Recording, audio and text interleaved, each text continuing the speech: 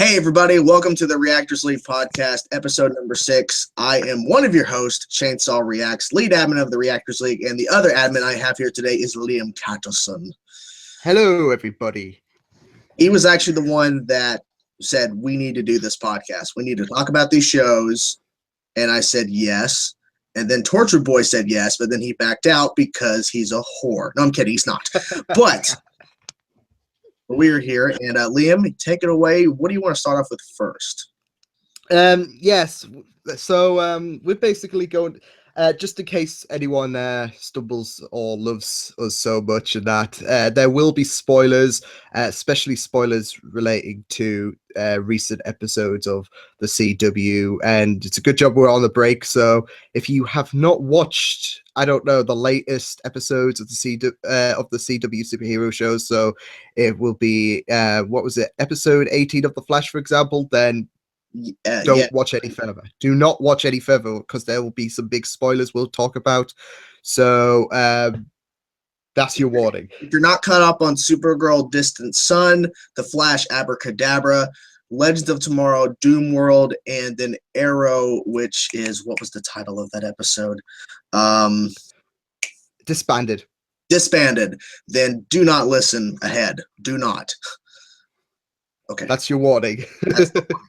That's it. Okay, so basically, this podcast we'll be talking about certain stuff on the show. It can be past, present, and future as well, because there will be some, especially with Legends ending this week, which is pretty sad. We'll be talking about, I don't know, stuff, theorizing stuff as well, or I don't know, future events, considering the shows like maybe Arrow, Flash, etc. So Supergirl, I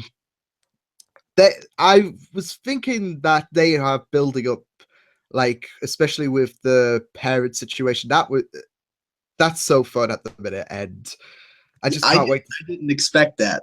I didn't expect the death of Mon-El's father. I know. I was just like, oh, like I already thought that Mon-El's mother was a bitch before, but I think killing her husband was the, I don't know, the jelly on the top. Basically, it was just so like, I just can't wait to see how they further this into future episodes, because she's said she's not done with Earth yet, and she's obviously hell bent on putting Mon-El on a leash again. So I don't think I honestly see this happening. It's kind of cruel because it's one of the last Daxamites. Yeah. But I honestly believe that Mon-El is going to kill his mother. I think that'll just, I mean, I don't know if there's like an unpopular opinion, but I do like Mon-El, and I think that would just cement my appreciation for him. But to be good, I'm not sure what happens on the Cadmus side, because I was expecting them to close out Supergirl and whatnot, especially with you know, Jeremiah. Them, yeah, like with what happened with, you know, them trying to get rid of aliens from Earth, and the Luthor, of course. So I'm not sure, like, if they are going to become some kind of final resolution, I guess, after the Queen's death. I think it's just setting up. Personally, I think it's setting up Superboy for season 3.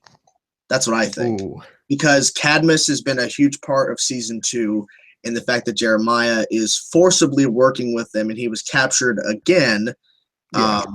And they have confirmed Lena Luthor, not the mother, but the daughter, the good Luthor in quotes, who is still good at the moment, is going to be a series regular in season 3. So sick. I think that's going to tie into a lot of Cadmus, and I think that I was believing that Mon-El was probably not going to be around during season 3. He was just going to leave during season 2, but now they've kind of said he might come back in season 3. He might continue. We don't know yet. So I'm thinking, okay, could they fit in a Superboy storyline? Because Mon-El is kind of like the Superman placement, because as soon as Superman left at the end of episode 2 of season 2, Mon-El wakes up. So yeah, maybe. I on the subject of Superman, I do hope that it might be a bit of a long shot, but if he appears in the finale, I think I mean, he was pretty good in the first 2 episodes, and I really loved his Superman. But I mean, it's obviously not the last we're going to see Tyler as Superman, but I hope not. No, I don't. I think the reception for Tyler has been pretty strong. It's been pretty. I mean, I've seen a lot of good things about the reception for him. Some have even said he's better than Henry, but I just hope that we do see. Like, I don't know when would be the earliest we could see him. Probably somewhere around, I don't know, mid-season, season 3, maybe. I would love if like he shows up in the finale, and that's how they tie it in with my supposed theory, Superboy, because you have to have his DNA in order to create Superboy, the correct way at least. I don't know, because right now, at least on Arrow's side, they're starting to work on the like season finale. Like they've read the script for season finale. So yeah, I read about that. I think I read something about Stephen Amell tweeting about stunt man, having a stroke or that because of the season finale. So, well, he tweeted out his script, but he blocked out the title because apparently the title of the finale is a spoiler. But what I'm referring to is that I think they're already getting ready for the finale for Supergirl. So if they are, I think we would have already heard by now that he's returning. So I don't think he is, unless they surprise us. Yeah, I think they might be keeping it under wraps. But then again, it's like public occurrences. It's pretty hard to, keep under wraps. So yeah, we could just pray that Superman does appear on Supergirl. just pray to the Kryptonian gods that Superman will grace his presence once again. Just put that Ezra Miller like hands together like picture there, and that's actually what I was doing when I was saying that pray to the Kryptonian gods. What I really liked is that Supergirl started off very strong on the CW with Superman appearing in the first 2 episodes, and then I was like, okay, I think I'm going to enjoy this season, but after he leaves, I'm probably not going to enjoy the show as much, because at the end of the day, Supergirl is a great character, but it's Superman. It's Superman we're talking about. But when he left and the show continued without him, it was still good. I think it's way better than season 1. I think they're definitely. I'm feeling that vibe that it's really better than, like, I'm enjoying it a lot more. I will admit, at first when I was watching Supergirl season 1, it was a bit of a chore to get through the first couple of episodes. Then it picked up. But I've really enjoyed every episode this year. Like, they've been pretty good in quality. I just can't pick a cement favorite episode so far. It's hard for me to pick too. I think that just overall the storylines are just better. I think on CBS during season 1 was a problem, because they've even admitted that they didn't really know what they were doing with the show. Like week to week, it was just different tone. It was just not really cohesive. It just felt kind of misplaced with some of the things they were doing. I enjoyed, like them introducing her family and introducing her job and Kat and all that kind of stuff. But at the same time, it just felt like they didn't know what they were doing. And on the CW, it feels like they know what they want the show to be. They want the show to be like The Flash, but brighter. They want it to be the light show of the DC CW shows. They want it to be more hopeful, because Flash, even though he's a hopeful character, they do a lot of dark stuff on that show. I mean, like, we've had a couple of dark moments this year for Flash. I mean, we'll get to that in a moment with what will happen with the supposed ending that we all know is not going to happen. But Supergirl has, I have to say, it's been pretty light. I'm trying to think if there when was the last dark moment. Probably I don't know really. Maybe you heard like Jeremiah. Jeremiah turning was pretty dark, because I kind of had my suspicions when he showed back up at the beginning of the episode, and then it turns out he's really bad. It kind of sucked, but then they turn it around almost immediately, where he's being forced, and it's not, he's doing it because he wants to protect his daughters. Like, okay, but a true dark moment, can't remember off the top of my head exactly what would be considered a dark moment in quotes. that Mm. like changed everything. I think maybe Astra dying, even though that she was evil in season 1, maybe killing her off, maybe it was a little too much because I mean Alex killed her. Oh, Yeah. No, Martian Manhunter did. Wait, trying to remember. Was it Alex? Yeah, I can't remember. So like, it was Alex. It was I was a bit. Tony and Sword. Yeah, yeah, Yeah. Oh yeah, it was. Yeah, I'm just trying to remember because I remember like catching up to Supergirl before the Flash crossover because I wasn't certain on it, but I gave it a shot because I was like, okay, well, they're doing this, so I've got to, catch up with Supergirl, and that yeah, was the best moment of the entire season. It sucks, but it's true. It's the Flash crossover during season 1 that made that show. Wow. Well, I really loved the crossover last year. I mean, I did this year with the duet. I mean, I know I got a lot of hatred because I was not. But I got hate because I didn't understand the ending with him proposing to Iris again, which is on Flash topic. But people are like, you don't understand. We'll get to that. But the crossover is good. I think just Supergirl in general, I think they found their place. And I'm really excited to see how this, because I think what they've kind of set up is that Mon-El's mother will be in game for season 2. Yeah. She's going to be the main baddie. So. I mean, I really thought that was good as well. Like where she set a bounty on Kara's head, and it was like the father didn't even know. Like he was completely in the dark about it. He was obviously the lighter and less severe person. He wanted Mon-El back, but he didn't go as extreme lengths as Rhea did. So yeah. And the fact that they got Terry Hatcher, who played Lois, on to come back as a completely opposite of her original character and playing this evil woman. And I knew once, like when she first appeared, she kept talking and all this kind of stuff, and the dad was there. I was like, he is against Kara and Mon-El together, but she's really against this. Like she is over the top with it. So I mean, like, well, you saw that with when she killed off her husband. Like, yeah, like he was lenient and he was saying, okay, well, if this is what you want, but she wasn't having any of it. And she's even, like I said, she's even said that she's not done with Earth. So yeah, she is she really has a tight hold on, what Mon-El wants. Whereas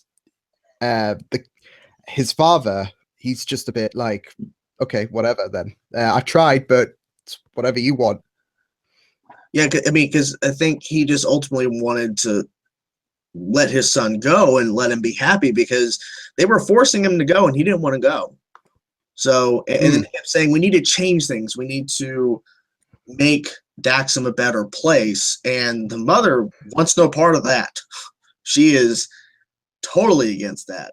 And I kind of suspected that she was the one who placed the bounty, but it would have been cool maybe if it was a twist, like maybe it was the actual father. We were suspecting the mother the whole time. It was actually the dad. But yeah, that would have been a better one. But I think it really was executed really well, like with the two opposites. And Terry is playing the sinister, the vindictive, the person who you want to hate really well. So yeah. And another thing that I was going to say that I did like, which you were bringing on about old, like, people from other Superman projects, is that's what I really like about this show. Like, they bring in old faces to play new characters, like they do with Dean Cain, with Jeremiah. So Terry's not like the first instant, and I think that's really cool. And if Christopher Reeve, who played the original Superman, was still alive, he would definitely be on Supergirl. He guessed it on Smallville. So then that makes me think, when is Tom Welling, who played on Smallville, when is he going to show up? Like, I know a lot of people before, like, Tyler was made official as Superman, like, they wanted Tom to be on the show, and I think that would have been sick, but like I said, Tyler played him really well. And it would have made no sense because on Smallville they introduced Kara, so you can't bring on Tom Welling as Superman when they already had a Kara on Smallville. So That'd make no sense because it's not the same actress. So it'd be weird. Because the girl who actually played Supergirl on Smallville actually appeared during season 1. I forget her character name, but she was the blue alien that worked with Astra's husband.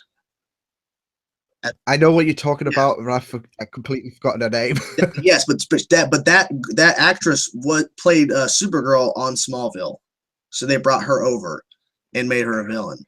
So maybe Tom Welling could be like I don't know, Bizarro Superman or something. I don't know. Oh, that would actually be good. Like, I mean, I don't want to take any focus away from Supergirl, but like, say if like they did make a Superman show, a Superman series, and they had all these villains on. Bizarro, played by Tom Welling, would probably be Ace, and I'd really like that. Ooh, wait a minute. They could make Tom Welling play Zod on Supergirl. They could. I mean, okay, but do it. That would also bring a reason to bring Superman in, and Tom Welling is Zod. Ooh, exactly. Oh my god! Season 3, confirmed. But like that's the thing though, because there's some people that will complain that people of the show Supergirl talk too much about Superman, but they reference him a lot in the show. Like he's referenced. Well, he had like.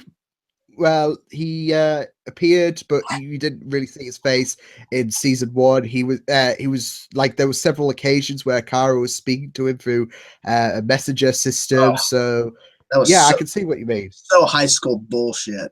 Yeah, I'm gonna text my Kryptonian cousin. Shut up. I hated that so much. Thank God they brought him on the show, so we have a face. Because I was so tired of that crap. Hey, cuz, how you doing? I'll come by anytime. No, you won't. No, you won't, because you haven't yet, you idiot. So I'm glad they brought him on the show. But the one thing I brought up on Twitter, and I want to know your thoughts. Do you think that Supergirl should get a new suit in season 3? I mean, I'm not against the suit she has now, but I think it could be interesting, and it would be like everyone else. Like, I can't say the Legends because they're really, I don't know, specific, I guess. But Flash has gone through a new suit from season 1 to season 2, and Oliver keeps changing his suits every year. So why not Kara? I think it would be especially related, but especially with Injustice coming out, Injustice 2, I think that would I think a new suit could be interesting. Well, I bring it up because I think that they might have kept the suit the same in season 2 because they moved it over from CBS to season 2. And okay, we're just going to keep the suit the same for this season so people can get used to it. Because there was these rumors that during the crossover episode with Flash and Supergirl, before we saw it, before we knew that it was all in this dream sequence type of thing, that there was this thing of Supergirl gets a brand new suit. And I'm thinking, wait a minute, does Cisco make her a suit? And then bring that back to like that's what I was thinking.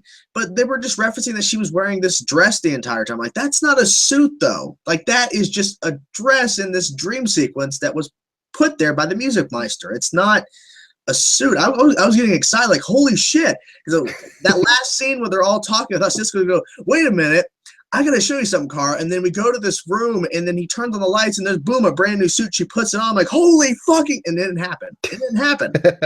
I think that would be great. They might. I don't know if they'll do this, but it'd be cool if they altered the S at least to where it matches Superman's suit from season 2.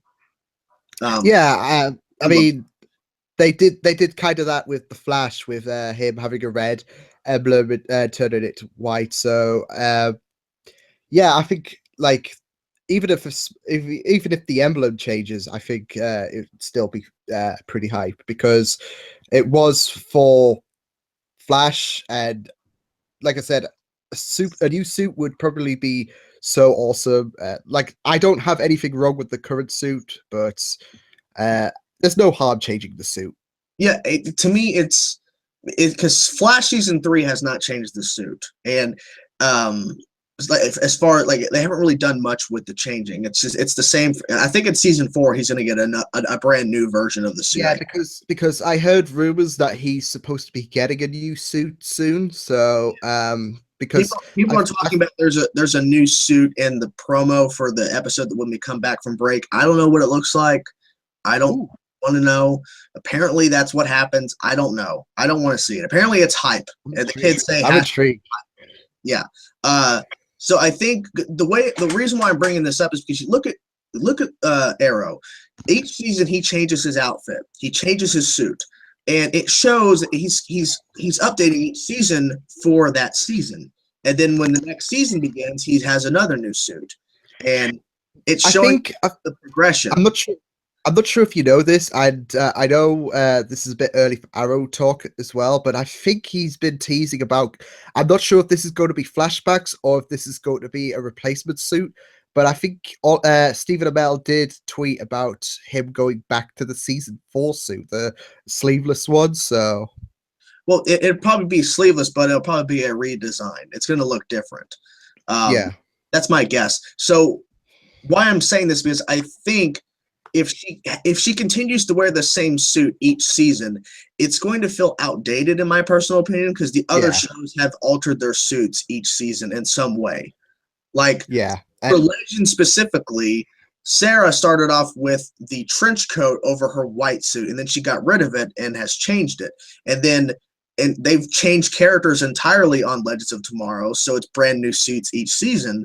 Supergirl, I think she just needs to alter it a bit so it will feel updated and feel new and feel different when season 3 comes out. That's why I'm bringing it up. So yeah, I know what you mean. I think there was also like a lot of people thinking that when Ray's costume was destroyed on Legends, they were thinking, oh, is he going to go to like something like the comics? So yeah, we might get it. We might get a new suit, but I'm hoping I wouldn't be too phased out if we didn't get a new suit for season 3. But yeah, I think it would be pretty awesome. Okay, so predictions of season 3. What do you hope to see in season 3 of Supergirl? Well, I know that we kind of got a bit. We got Lex on the show, and I'm not saying we should have Lex on the show, but I'm hoping that we do have a bit more, because when you talked about Zod coming on to Supergirl, I think that had me hyped. So maybe a bit more leniency and on the villains, and hoping that we get someone like big and that. I mean, Lillian has been pretty awesome, and Terry Hatcher's character has been awesome, but I think we should, I don't know, raise the bar and whatnot. That's if they're allowed to. Are you saying we should bring Brainiac on the show? I'm not sure if they're allowed to, but if they do. They brought on Superman, and I'm telling you right now, Brainiac might happen during the Man of Steel sequel if they ever get around. Yeah, that's what I was thinking, because I was thinking of the rumors of who is the villain for Man of Steel 2. So I was saying if they're allowed to, but well, I would have also but that's too big. Too big. Ooh, stretching out leaps and bounds. They do their own Doomsday because Doomsday was already used in the DCU. I'd like to see that. Like they've already done like I mean, they incorporate elements from like Superman into Supergirl, so I'd love to see Doomsday maybe. I'm hoping that we do get less of the. I'm probably going to get a bit of hate for this. I do hope we get to see less relationship drama, because I think you've said it, but every time, like most of the Supergirl episodes, it's always in Kara's apartment with 1L and Kara saying, basically reiterating that they love each other. Well, same thing could be said about on Flash with Iris and Barry. It's the same thing. Oh yeah. So I mean, it's the same. I get it, but I'm loving what they're doing because the last episode, they revealed that Maggie's last relationship, she cheated on the girl. And I was like, oh shit. And then Alex finds out, I'm like, oh shit, cliche coming. She's going to get pissed at Maggie. They're going to fight. And at the end of the episode, they're going to make up and everything's okay. And they went in the direction of, no, I just want you to open up to me, Maggie. I want to talk you through this. I understand you have a past. We all have a past. Like, thank you for not doing the fighting route. But yeah, I was a bit relieved of that because that affected me on a personal level. Like when I watched it, because I know how Emily felt. I think that's her name. So it was like, oh God, please don't tell me we're going to have some kind of dramatic shit going on here. Thank God they didn't go down that route. And I like Monel. I hate Kara and Monel's relationship. I can't stand it. I can't. It's so annoying. The one person that is so similar to her, she falls in love with. Are you kidding me? Wynn was all over her during season 1, and she kept throwing him away. Wynn is a good guy. He's odd. He's different. But, I mean, he is a great guy. And you're telling me, no, I don't want him. No, I don't want Olsen, even though I didn't want her to date Jimmy Olsen. That's kind of weird. But the one guy that is similar to her, because Wynn is awesome. Yeah, but like the one guy that's very similar to her in power and strength, and they're both aliens, she instantly falls in love with him. Not instantly, but they instantly hook up. Like, what? Yeah. Come on. And speaking of Monel, rumor has it he has already tried on his suit, and we're going to be seeing it very soon. I know. I'm excited too because I'm fucking tired of him looking like another DEO operative out there in the field. Looks stupid. Plus, this has been teased like for a long time now, but whenever they tease about a new suit or an upgrade to a suit, it takes forever. Take the Flash ring, for example. Cisco says he's going to do something to make, the Flash suit come out of the ring, and we're still waiting for it. Well, honestly, I think that they just said that because they have a bunch of shit going on, so I understand why it's not been brought up again because, Savitar's out there. But, yeah, I'm hoping we see this suit soon because I'm tired of Monel looking like the other DEO operatives of Supergirl. He needs to stand out, and he doesn't. He's just – and he wears those weird glasses, too, when he's out. It's weird. Like, okay. I know he can't fly, but come on. I think he's going to learn how to fly, I think. I was also thinking in another prediction, like, we're going to see a bit more tension between Lena and Kara. Potentially, shit's going to go down because we've already had, Lena being teased to be a baddie, but is ultimately good. But I think there's going to be that split between them two in season 3, and maybe she will probably be as worse as her mother. Yeah. Who knows? Who knows?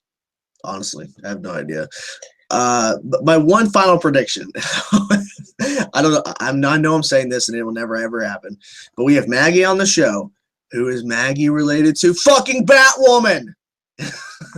Get me a family character on the goddamn. I know it ain't gonna happen, but I want it. That would be sick though. That would be sick. I mean, like, I know I've seen a few comments about that going around, but if that happened, I made a comment in my reaction when Maggie and Alex were saving that alien from that van, and Maggie had the alien gun and used it, and I was like, oh, look, the future girlfriend / wife of Batwoman. And people are like, they're not together in the comics anymore. I'm like, I'm not talking about the comics, you fucking idiot. I'm talking about the goddamn show. Because if she was with the vigilante before she moved to National City, she would have mentioned it by now. So it hasn't happened yet. She's gonna meet a redheaded woman on the show, and her and Alex are going to break up. I know it's going to kill everybody's heart, but she's going to go off to Gotham City or whatever, go to Gotham, and then it's like, oh shit, that's Batwoman. Like that's going to be Batwoman. Fuck. Okay. That would just be so awesome. I'm just trying to throw my Bat family love into this, and I'm sorry. I shouldn't, but I can't help myself. No, you're still hyped about Thursday. I can understand. Oh yeah, I'm still hyped. I screamed, and you said my ears. Like, well, you wanted it. Yeah, Like, because I it was totally unexpected. I had my headphones in, I clicked it, and I thought it was something else, and I'm I deaf. I'm wanted to suddenly make sure deaf. you listened. That's why I said for you, Liam, and I sent it. Uh, so So, you shall know we? where the Flash? Yeah, I was going to say, shall we go into Flash because we talked quite a bit about Supergirl, Yes. and the Flash is turning out to be like I know a few people have said it's probably the weakest of the CW, which is funny because last year I felt it was the strongest. But I'm really enjoying it so far, especially with what happened during the last scene of I guess last week's episode, you could say now, with Caitlin, which I thought was going to, make me crack basically. I did not see that coming when she started just randomly out of nowhere starting having an attack, and then she just dies. I had flashbacks to Laurel. I'm like, Oh yeah, it was so random. I'm like, episode what? 18. Episode 18 is a curse number. Like it's happened to Laurel in season 4, episode 18. Episode 18 of The Flash, same thing happens to Caitlin. She gets impaled, dies. Well, At least was it the same last year where episode 18 of these shows ended and they had a break? I don't remember, but they all I ended think on it was kind of a episode cliffhanger. 16 last year. They all I think ended it on was a episode cliffhanger. 16 for Flash. Yeah. Oh, okay. I'm trying to think. I'm trying to think. I don't think Flashback did because that was episode 17. That was the break. I know episode 16 before was the one where Barry finds out that the person he thought was Jay was Zoom, and Yeah. then Oh yeah, the break was Zoom following up, reveal, the which was 15. and then Yeah, okay. I guess they changed it this year, but they all ended on like a cliffhanger, except for Legends, yeah, which is airing next week. yeah, because it would be no point putting out on the 3-week break just for it to return for one episode. I mean, Yeah. that's teasing. But who do you think is going to die instead of? I don't think Iris is going to die. They've played that so many times. It's just going to feel a bit underwhelming if they actually do.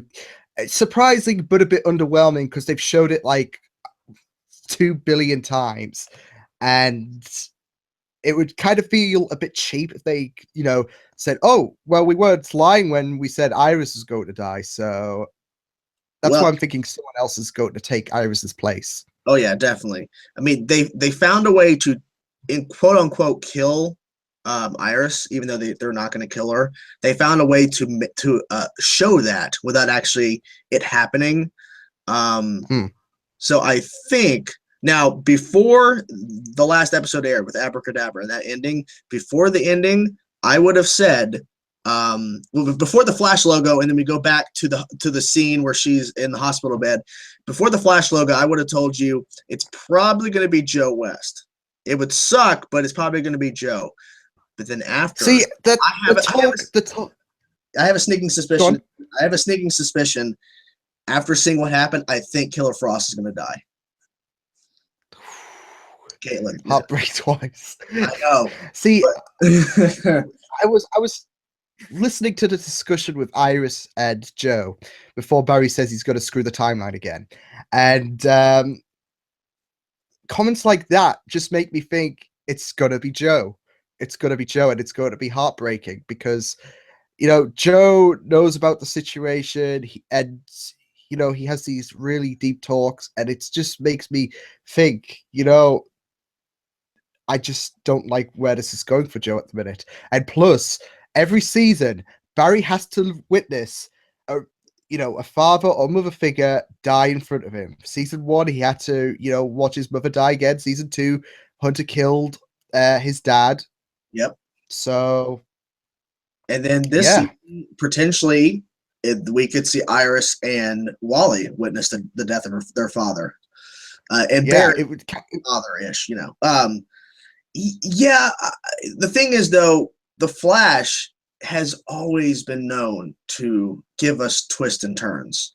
Like, look at what they did to really make us think that Zoom at one point was Henry Allen from Earth 2, or like the whole. I've never been on that bandwagon, by the way. They kept pushing that forward, and then it turns out it's a person that people speculated, but they really didn't think it would be Jay because we thought he was Jay, and he's not Jay. So I think that them doing this with all this talk with Joe, I think could be a twist, and ultimately I think it's going to be somebody else, maybe Julian, but I mean it wouldn't be as impactful. But I don't know. I mean I just don't see Tom Felton being on the show like longer than a season. I could be wrong, but I just don't see it. I do hope so, because obviously Tom's a big name. He was in Harry Potter, and you know, these, like, sometimes these actors will come on for one season then pop off. Same with Teddy Sears, probably the same with the guy who plays Prometheus. It's kind of like a running thing for the CW shows, but I'm hoping that he does stay on, because I've really liked Tom's portrayal as Julian, and it's been really, really awesome to see him. So it's probably going to be sad if he does go, but hopefully we're wrong. Hopefully he'll stay for season 4. Another good question. Who do you think is Savitar? That is a big question. I want to say Barry, but I don't know, because you know, he always keeps saying, and they keep reiterating this, like it could be like a repeated line, or it could be like previously on the Flash. He keeps saying he's the future Flash, and you know, it could be Barry, it could be Wally, but you know, if you asked me this before he got stuck in the Speed Force and that, I might have said Wally, but I don't know. It could be Barry. I have literally no idea where they could go with this, because with Zoom, had a bit of a clearer option because of the comics and his history and that. Savitar is not really, you know, as identifiable when you compare him to the comics. Yeah, they've changed him quite a bit. And people pointed out the design, like the color scheme, is very similar to Future Flash, which is the blue. Yeah. It's Ezra. I honestly think the idea that Savitar is Future Barry is a good prediction, but now with what they've shown with Jay Garrick being stuck in the Speed Force, I think because Abracadabra mentions a very quick line, and if you're not really paying attention, you'll miss it. He says specifically he is the first speedster. Now, if you're looking at the Arrowverse, from what we understand, we don't know the past, obviously, but we understand that Barry is the first speedster in the Arrowverse Earth 1. But Jay is older, and Abracadabra has moved around on different Earths, so he knows about different speedsters. So I think he might have been referring to Jay, because Jay is older and he's on Earth 3, Earth 3. Yeah. So maybe he is the, because I mean, it has to be somebody that's going to impact us. It can't be just some random face. That would just be that would also be a bit more damaging for Barry as well, because obviously Jay has the face of his father, and that would just be so, like, it would probably break him with what's going to happen with or what he thinks is going to happen with Iris, should I say. So that would just be so out there.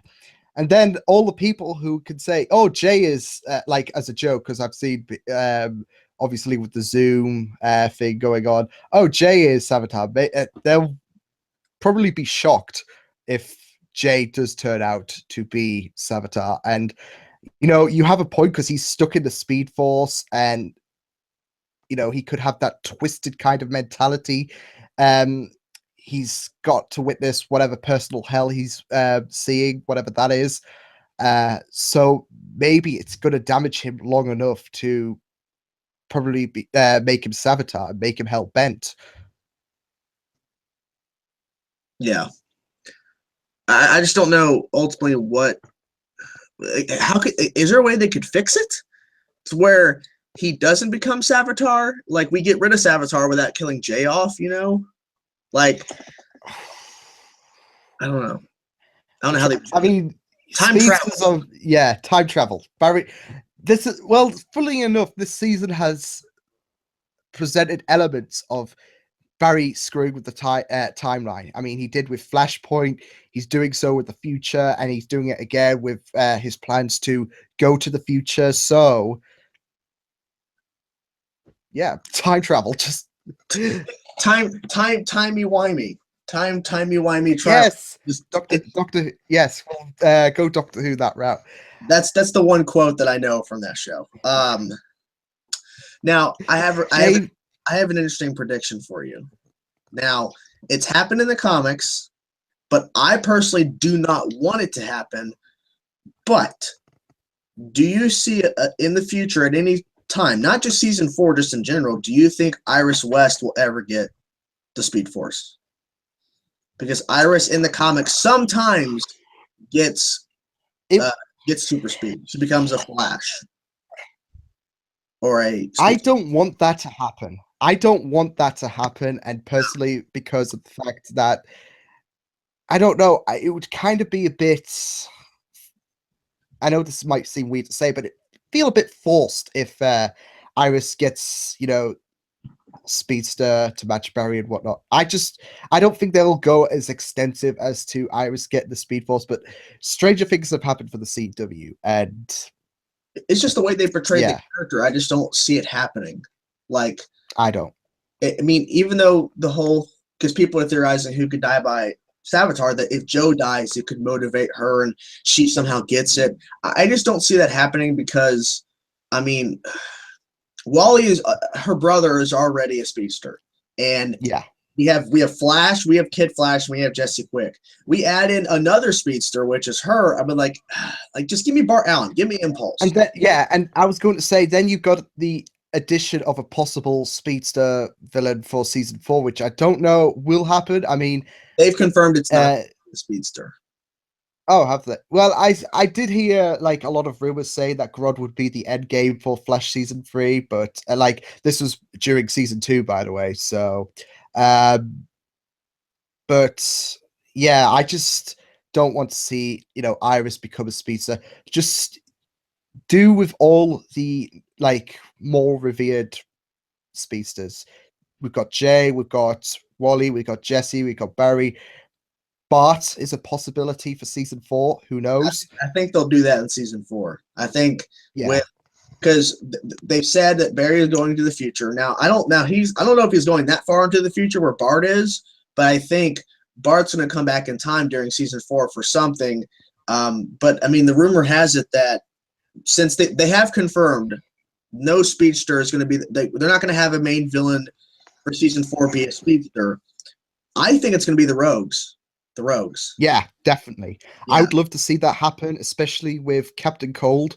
I know he's obviously dead on Legends, and the one the Captain Cold was saying is during season 1, I believe. I think I heard something about the reason why he killed Amaya is because of the fact that he's still in his season 1 phase where, I think it's just past episode 4 for him.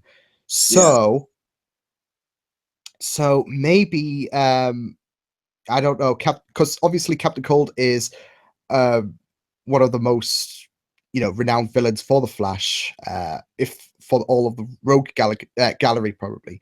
Yeah. But I would love to see probably the Rogues come back as the main villain. I don't know how they will be able to incorporate them as a main, like, I don't know, the main baddie, a terrifying threat, someone that might make it how they did it on Legends, like where they have the Legion of Doom, the Rogues. Yeah, that might work, but it's going to be interesting because you're going to have to think, like, not all of them will be there. Like, some might be missing. So I think it'd be cool if you found a way to like bring it back to kind of like how season 1 was, because you have like the set group of Rogues, and then every couple episodes they bring in another villain from the past, and they come in to help the Rogues with something. So it's a way for us to bring back the Trickster Mark Hamill. It's a way for us to bring back King Shark somehow. A way to bring back Grodd somehow. You know? Well, I think we discussed this on the chat somewhere, but I think one of the ideas for the next crossover, for the next Super Flower Legends of Tomorrow, was to have, I don't know, an Argus breakout potentially with King Shark, Grodd, because obviously he's locked up in Argus, and everyone else, like Deathstroke as well, because we've obviously heard rumors about Manu potentially coming back to Arrow with, Steven, teasing it. So that is one potential we could have with the, I don't know, Argus breakout or something like that. So, or go bigger, fucking bring Darkseid. Darkseid, if only that would be Superman, so sick. Martian Manhunter, Supergirl, bring them all over to the crossover and bring them on Arrowverse because Darkseid's coming. Yeah. If that were to happen, I think everyone who obviously knows of Darkseid, because there's obviously a lot of people who will be like, "Who's this?" And they're mainly the shippers. But who's this guy? I don't like this guy. But a lot of people would probably wet themselves. Like, I know it will probably be a bit toned down for the CW, of course, compared to DCEU, but it would still be epic to see Darkseid face off against Flash, Supergirl, Manhunter, Oliver, everyone, and it would just be so hype. It would break the internet if they announced that they were doing Darkseid. Well, okay, there's these rumors, and I don't want to believe it. I don't think it's going to happen because I don't even know if any of the script is broke out. But people are speculating the end of season 3. The big thing that's going to happen in the end is not a tease to season 4. Well, not particularly to villains, but people are saying, wouldn't it be awesome if Iris announced she's pregnant at the end of season 3? I'm like, no. See, the funny thing was, I was thinking, they're going to go that route when we were talking about Bart and that. Yeah.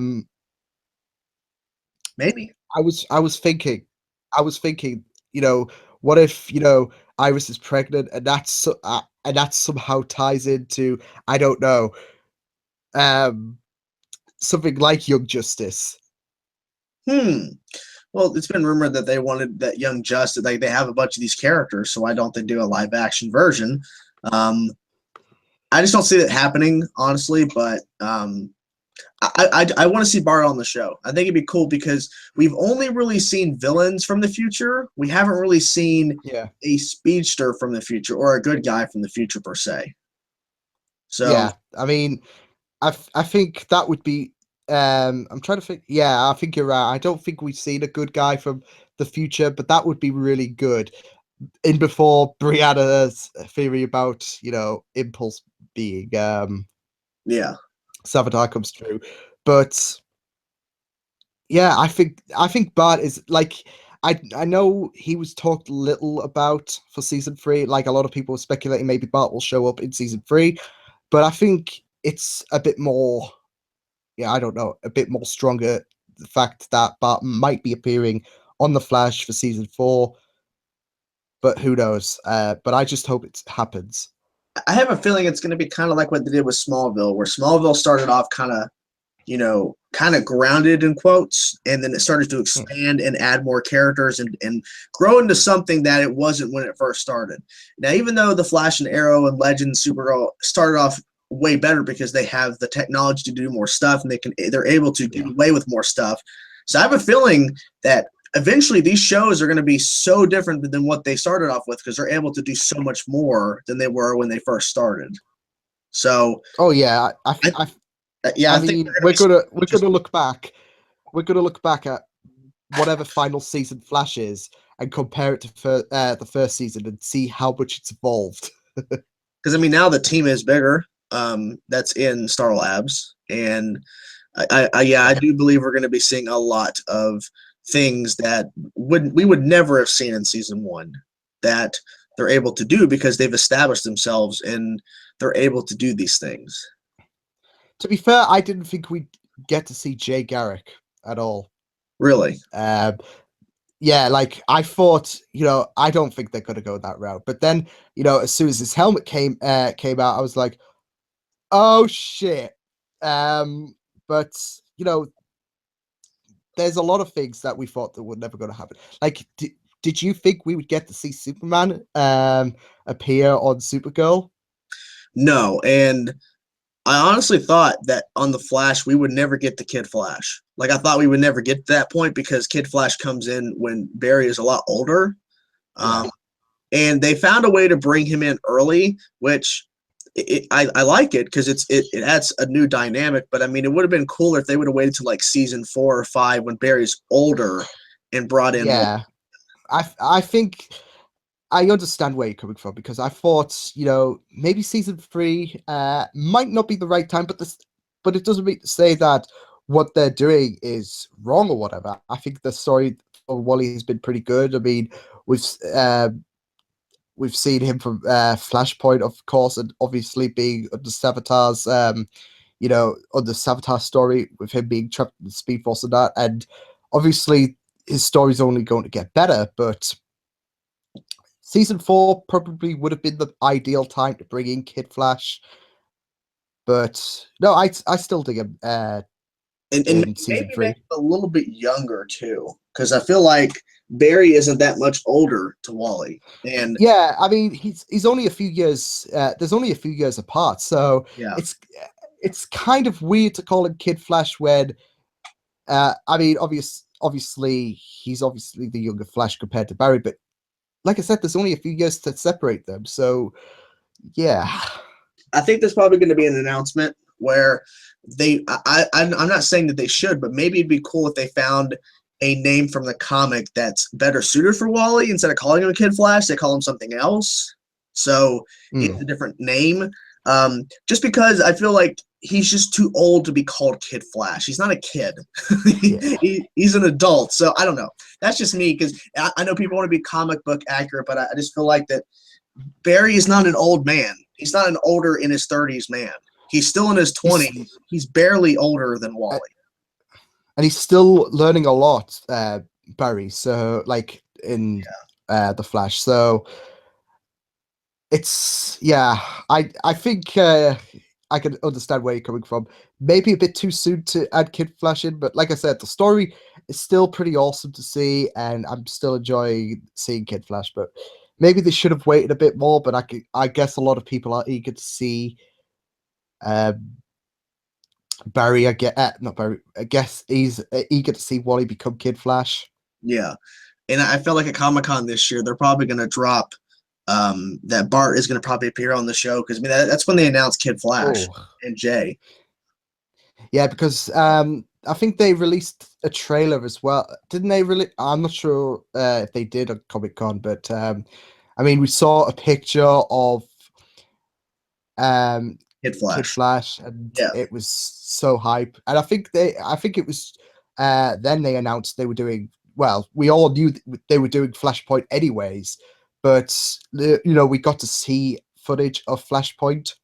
Well, the reason why they released the picture of Kid Flash is because the next day they were going to be filming outside and they couldn't really cover up his suit, so they had to release professional pictures because they don't want spoilers. They want to get ahead of the spoilers. So that's a lot of people these days. I mean, they do the same with Doctor Who when I know you probably won't get it when a new Doctor comes in. They'll just release a promotional image anyways because people are going to be getting their mobile phones out and saying, oh my god, look, it's the new Doctor, and we've got to get this on YouTube. Same thing that happened with the guy they casted for the Black Lightning show. They released his suit picture because I bet you they're going to be filming soon where he has to be outside and they're going to get really crappy photos, fans are, and post them everywhere. So get a professional picture out there. So the thing is, though, yeah. The thing is, though, go back to your comment. Will it survive, though? Because of it probably being dropped and whatnot. Like, it might not get the same love that all the other CW shows are getting. Well, from what I understand, that the show is not picked up for a season. They're still in pilot mode. Yeah. Like they're still doing the pilot, but they have to have the suit because if they go ahead, they have to have it. So I'm just not really sure because the reason why I know we're off Flash topic here, but it's related to CW, so it relates. The fact that this was supposed to be on Fox, this was not supposed to be on CW. And the fact that they picked it up kind of confuses me because I honestly thought they would do another character because we were told that this project was going to be at Fox, and then Fox dropped it. CW picks it up. I'm like, why? I mean, I get it. You want to have another show, but wouldn't you want to do another show that's probably a spinoff from a character that you've introduced? Like, I don't know what they would do, but I was just thinking they would do something else. But that's just me. Yeah, I mean, when it was first announced, I was like, oh, okay. Because I don't know much about Black Lightning, and me neither. So I was a bit disappointed. I was hoping for something a bit bigger, maybe. But but I don't know. Maybe it will be good, but we'll just have to wait and see. I just don't know. I just don't think I don't know, whipping out the camera when I first watch it because everything will be probably a surprise to me. But getting back to the Flash, because like I said, I know we're going off a bit off topic though. What do you think about season 3 of the Flash? Like, what's been your overall thoughts about it? I've really enjoyed it. I think that yes, compared to the first 2 seasons, it might be looked at as the weakest, but that doesn't mean to me that it's bad or that it's it's like the storytelling is still good. I like the Savitar angle, but I understand the complaints that it's another character that we don't know his face. We don't know who it is under the mask. I get it. So I think that's why they've announced they're doing a non-speedster for season 4 and probably not going to deal with the mask situation. But I'm enjoying it. I'm enjoying the fact that Killer Frost is now officially happening and Caitlin is no longer Caitlin, and it's a cool angle because Caitlin really, even though she's a good part of the team, she really hasn't done a lot besides stitching up people and giving out things whenever Cisco is like searching up stuff. So I like the fact that they're giving her something else to do, which was the Killer Frost story angle. So I'm liking it. And the only complaint I really had per se is Cisco being overly dramatic and being angry at Barry, even though it's been said multiple times. Iris even said it to Barry. Who knows what would have happened to his brother? His brother could have still died even without Flashpoint happening. So exactly, and it's like I felt that was a bit bugged out there first. Like I saw a lot of people. His character got a lot of hate actually when I was reading up everything and that. Like everyone was saying, "Oh, I hope Cisco's not becoming the new Felicity." So, it kind of bugged me out, but I forgot what I was going to say. Going back to your speedster, like non-speedster confirmed for season 4.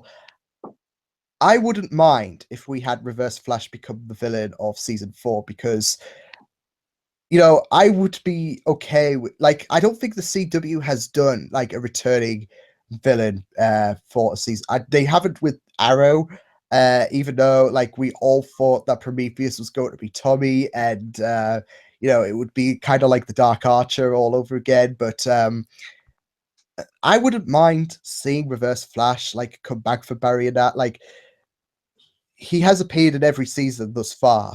Yeah. But I think with what's happening with Legends, I think it would be, great to have him come back onto, the Flash and I don't know, toy with Barry further. Yeah, I think it'd be cool, but I think that I would like them to save Reverse Flash being the villain again until the final season of the Flash. Start off with Reverse Flash, end with the Reverse Flash, because even though Reverse Flash has been beaten by other speedsters in terms of how fast they are, Reverse Flash is still the Flash's the biggest villain he has. So start with Reverse Flash, end.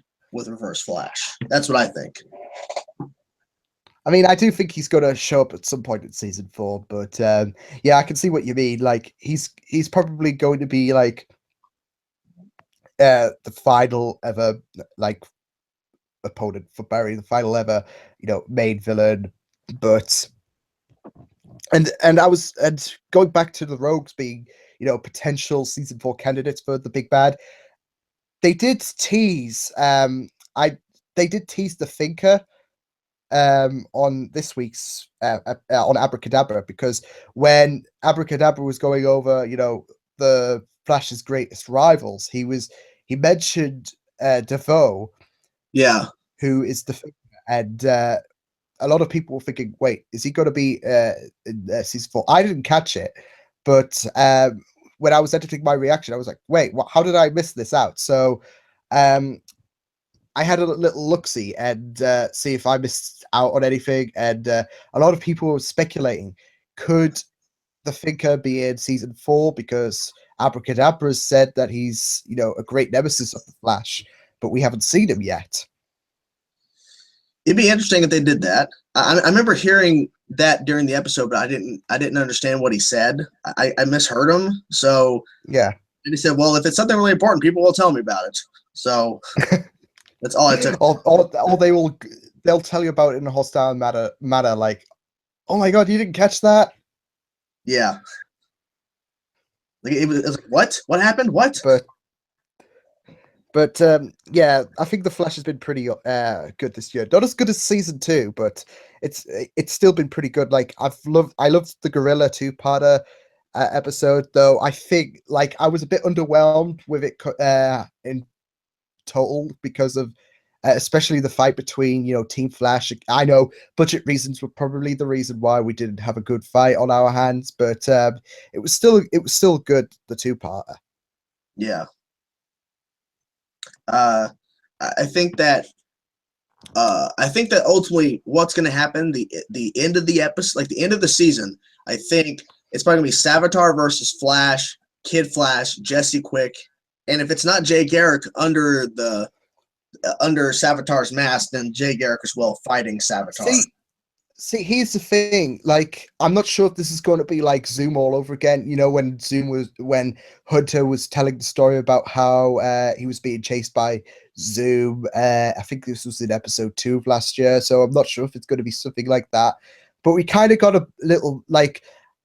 I know we didn't get to see his full face, and we can't make heads or tails about it just from seeing his back. But when Savitar was controlling Julian, he was, I think, talking about him becoming Savitar. We saw the guy who played Colossus, I believe, in the X-Men films. Yes. He that was when he became Savitar and that. So that's why I'm a bit skeptical about who it could be, because I'm just trying to think of that of the back of the character.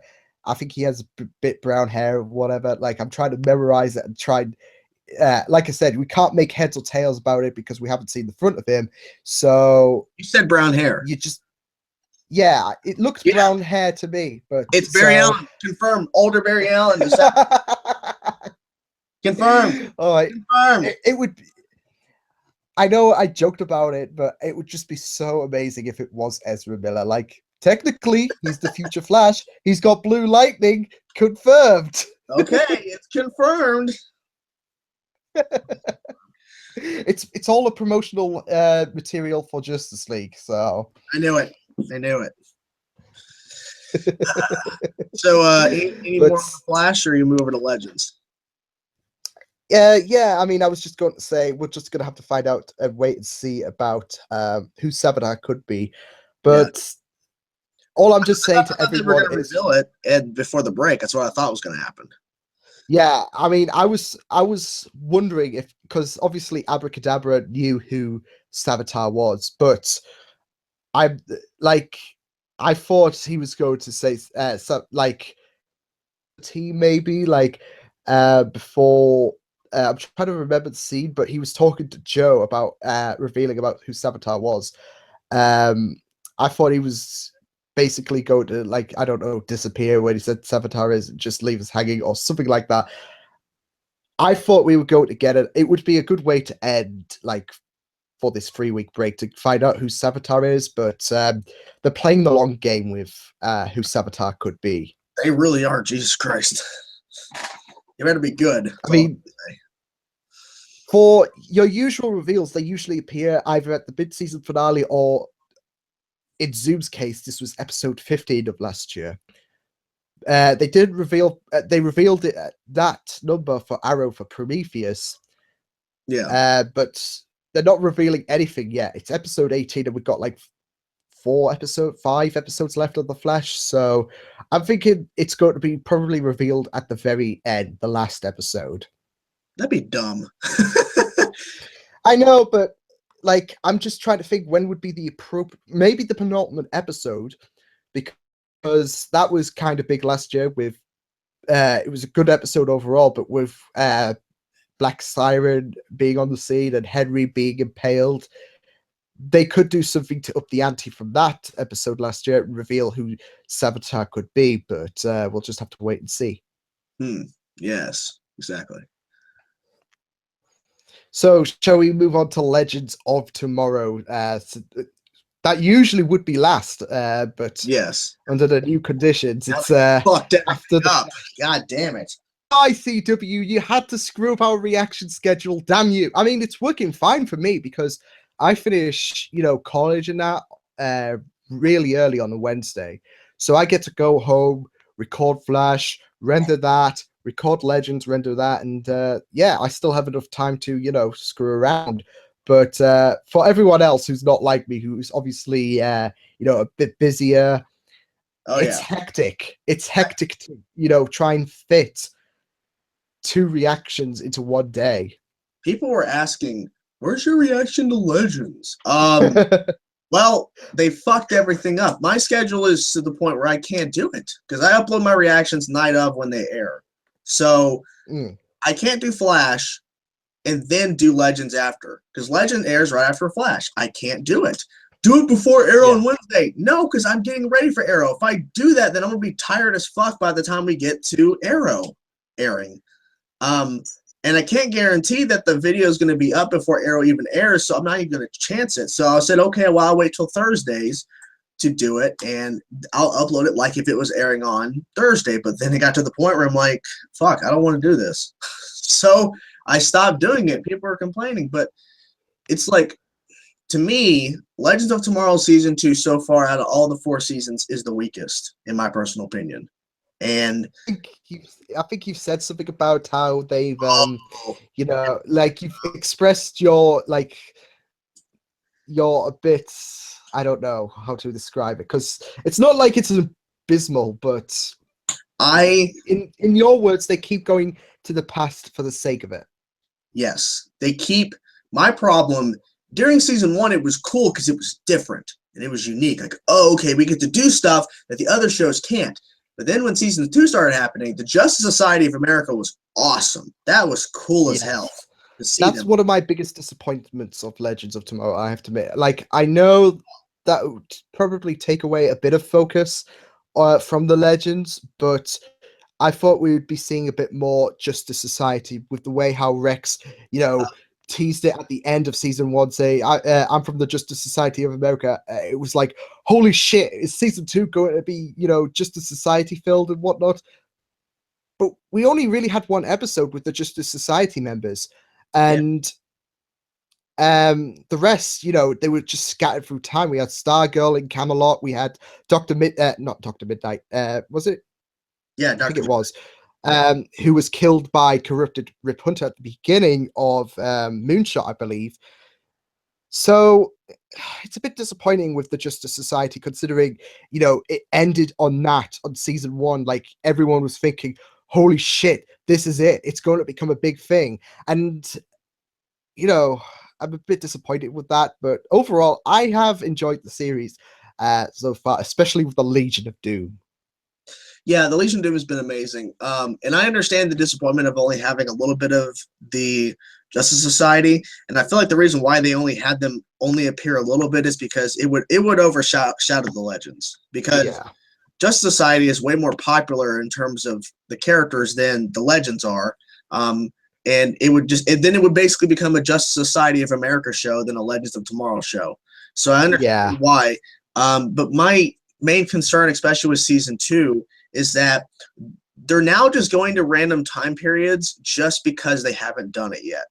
That's my biggest problem, that it's like, okay, well, we haven't done this time period yet. Let's somehow fit it in with the narrative, and then we'll just go there so we can do it because the other shows can't. Well, you don't need to worry about that anymore because now they've got an objective for the final episode, which is to, basically screw the timeline, which is kind of funny when they were Electric Barry about it in episode 8 in the Invasion crossover when he was revealed to cause Flashpoint, when they screwed the timeline more times than he thinks about it. So, but they're just going to continue. But this is obviously for a reason. They're just going to continue the trend of just going to different. I'm guaranteeing you, season 3, the same thing's going to happen. They're going to go to time periods that they haven't been to yet, just because they can. And I would rather, honestly, them to be in one set time period, and then them just go against the villains in different cities across America. That'd be awesome if they had a way to travel to different cities to take on these different villains, because it's a team of them, and it's not just, the main Flash, Arrow, and then the sub-characters that are on their team. It's these group of legends that have a ship that can travel them to different cities in the blink of an eye. They can go. I don't know, but I don't know. I'm kind of getting tired of the time travel because they just made the show for an excuse to just go to different time periods. And people love it when they brought on George Lucas on the show, and they brought on I love that. Yeah, R.R. Tolkien, J.R. whatever his name is. It felt cheesy because the legends kept throwing in stuff to make them to inspire them to put this in their films and their books, and I'm just like, ugh. See, the CW is one big, Star Wars fanboy, because I'm not sure if you caught the line on The Flash, but when Abracadabra was basically saying, "I've altered the terms of the agreement," I could just think of Darth Vader saying that to Lando, saying, "I have altered the deal. Pray I don't alter it any further." I was thinking they have definitely fitted some Star Wars in there, but they keep like. I can understand with Legends because it wasn't just the George Lucas episode. Like, they were fitting in a lot of Star Wars Easter eggs, but they did. I think it was the following episode. Actually, no, it wasn't. It was episode. I think it was Camelot, where Rey had a lightsaber. But not only that, it was basically Star Wars Episode 7 fight scene with Kylo and Rey. Because it was the snowy background, and obviously Rey being Rey and a Jedi. So. Yeah, they keep throwing in a lot of stuff. I mean, I enjoy it, but they keep. I just got cringed. It really made me feel uncomfortable and really cringed when they were talking to J.R.R. Tolkien and they were mentioning this journey they had to go on, and then they throw in the line fellowship. I'm like, stop that! Stop! Like, stop trying to throw, because what they're trying to do is look. Our characters are inspiring the things that you guys love in real life. No, they didn't. Shut the fuck up. Sorry, I'm really ranting. I couldn't stand it. It was so annoying. Like honestly and truthfully, and I mentioned this in a video, a reaction I did. Ultra Sergeant made a Young Justice CW trailer, like a fan made thing. And I said, if I ran CW right now, I would cancel Legends of Tomorrow Season 3 and instantly put Young Justice CW into production right now to replace Legends, because this would be a way better fucking show. I have to agree. Like, I'm just ranting. It would just be so epic. No, it's okay. I like the characters on Legends. I like the characters. I like the Legion of Doom. I just don't like the fact that they are just trying to shoehorn all these little things in to try to, like, we inspired them to do this in their movies and books and time traveling to places we haven't been yet because we can. It just shoehorning. I'm sick of it. I'm sick. That's why ultimately I don't react to the show anymore, because I sit there half the time going, ugh, I can't just get out of this scene. I don't care anymore. Go to something else. See, I would rather them go to the future as well, like, rather than all past episodes. But no, I have enjoyed the series so far, especially like there have been some episodes where I've just really loved it, especially the Legion of Doom episode. That was awesome. You know what? That should have been this next show, because the Legion of Doom were pretty awesome. Like they interact really well with each other, especially Eobard. But yeah, I mean, there have been a few good episodes, like even if they've had to go back to the past for the sake of it. Like Abomination, that was a really good episode. Where, you know, Jax was experiencing slavery. I thought that was like handled really well, and it really touched me, and I just, you know, felt this sense of sorrow inside me watching that episode. yeah, yeah. I just kind of hope that maybe they'll do something different in season 3. That's what I hope. And honestly, and we know they're gonna have new characters on the Wave Rider, so I'm curious to know who could be the Wave Wait, Rider. okay, I know I'm going off a bit off topic, but Brittany has just retweeted something. So What? announcement. Um because she retweeted something from Akasan. And I'm not sure if this is true or not, but apparently Warner Brothers has announced a DC film and TV crossover plans. It's not real. You sure? It's Oh yeah, it's April 1st. Fuck! See, no, you see, I woke up this morning. There's a guy who plays on the show The Originals, and he wears a suit all the time. He's got black hair, and then a thing went out saying that they have announced he is going to be playing Batman at the end of Arrow season 5, and they're going to do a Batman show. I'm like, no, not happening. Oh, no. You fell for it. See, Ah. See, I'm just so wanting Sabotage to be Ezra. Now look, that's what it is. You can't edit this out. You have to keep in the fact that you fucked up on the podcast. Yes. Let it be known. No. I blame Brittany. So prediction wise, who do you think is going to leave the Wave Rider at the end of this season into season 3? Who do you think is going to leave? Probably Amaya, like when she's back from the dead. Oh yeah. I'm not sure. Like, I think a lot of like the originals probably will stay, because unless Sarah does return to Arrow, but then you have to think about Black Siren and they're wanting to focus on that a bit. Yes. So I think Sarah's and plus she's obviously second in command of the Wave Rider. Since... The Rave Rider, yeah. Yes. Rave. Yes.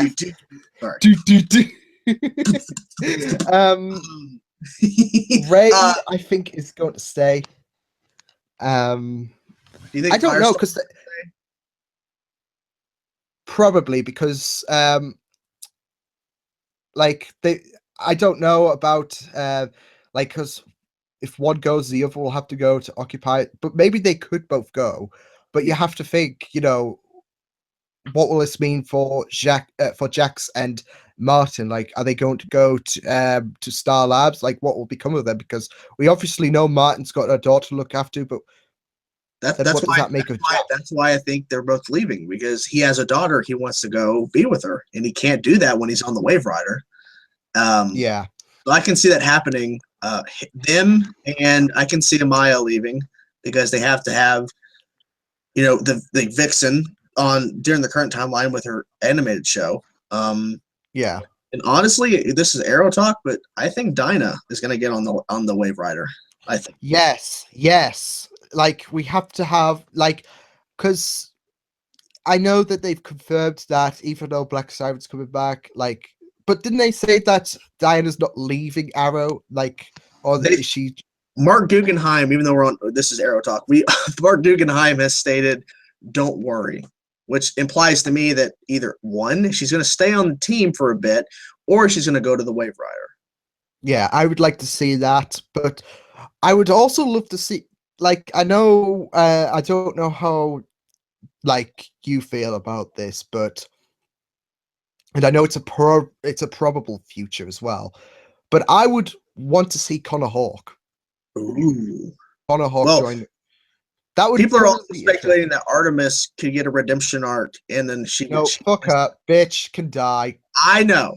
People are saying though Artemis could get a redemption arc and she'll appear on the Wave Rider because they don't have an Archer on the Wave Rider.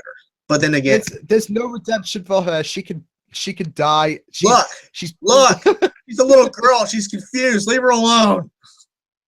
She's on Young Justice. Leave her alone. Leave her alone. Leave Artemis alone. No, she is a bitch. I'm not gonna lie. Because what she did to pretend death to get him to admit that he likes killing people was really a dickish move. Yeah. But that doesn't mean she can't be redeemed because realistically she hasn't done anything like the thing is though, he's betrayed the team. I think it's a bit too far now for her to be redeemed. Like when after Laurel's death, she pretended to be. Did she pretend to be the Black Canary?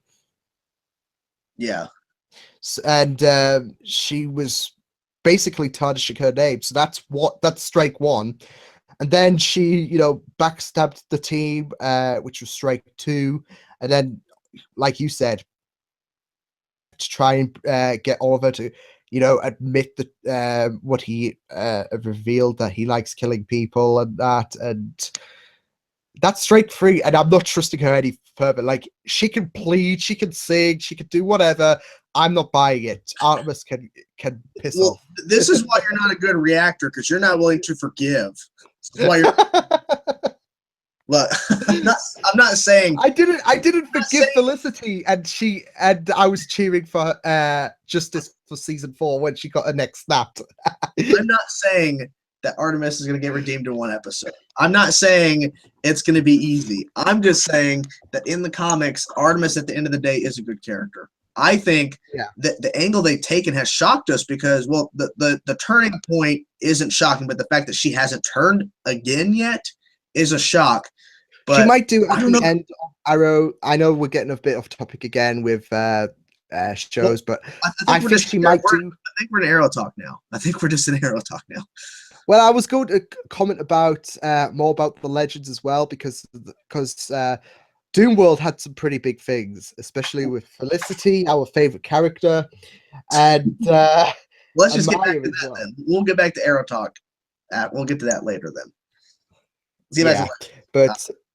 But for Felicity, I think there was nobody that didn't cheer. In terms of, there might be one group, but we won't speak about them. One group that was very disappointed. I think that was the best, probably one of the best things I've ever seen. And I said it before, I've said it in my reaction, but I don't hate Felicity, the character. I don't hate Emily, but this is an alternate reality, and it's okay. This was justice for season 4. This was for all the bullshit we had to put up with from her. And the fact that her neck was snapped like that was just, amazing.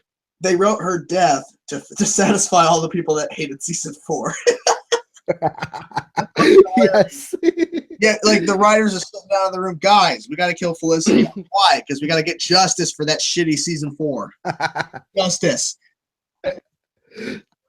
I think everyone I've seen reacting has had has reacted shocked, but a happy shock as well. They've wanted to cheer as well. I saw fandom reactions, Legends before this podcast, and they were so happy about it. But like I said, it's an alternate reality version of Felicity, so it's fine. It's not like Felicity's really dead, and we can't be really that insensitive about it. But I think. Were you surprised that Mick turned against the Legion of Doom? No, not really. I mean, I had a feeling that he would turn again, but to be I had a feeling that he would just turn again on the Legion. He's a bit of a complex character, but then again, you got to be surprised at the fact that the Legends were kind of mistreating him, and you could sympathize why he turned against the Legends in the first place, because they were treating him like he was still a bad guy. Yeah, they were. trusting him. I get it. But I think it was interesting that the guy that turned on the team and gave the Legion of Doom the spear turned on them again. Yeah. I mean, I did, to be fair, I did think he would turn against the Legion, maybe like whenever, the alternate reality thing would end, which I thought it was going to end after, this episode. Like maybe things would get back to normal. Maybe it would kind of be like a cool down kind of episode of some sort, or, the Legion will, are going for one final attempt to, potentially kill the Legends for the finale. But I really loved Doom World. Yeah. I thought it was I know I said this, I don't know about you, and it might be a bit controversial to say, but I thought it was more Flashpoint than Flashpoint was. You are a crot. No, I'm kidding. It was, because I felt like Flashpoint, the only thing that changed was that Barry wasn't the Flash. Yeah. I don't know. Barry's parents were alive, obviously, but I mean, we knew that was going to happen. Like, we knew they were going to be back and everything's fine for a bit. I don't know. I feel like with Doom World, like, they changed all reality. Like, that was the big difference. Flash only just caused a different, like, the timeline just shifted at that point. It didn't change forever. So yeah, it wasn't like it wasn't. I know it wasn't going to be like the Flashpoint paradox, like it wasn't going to be as big as a scale, and but it should have.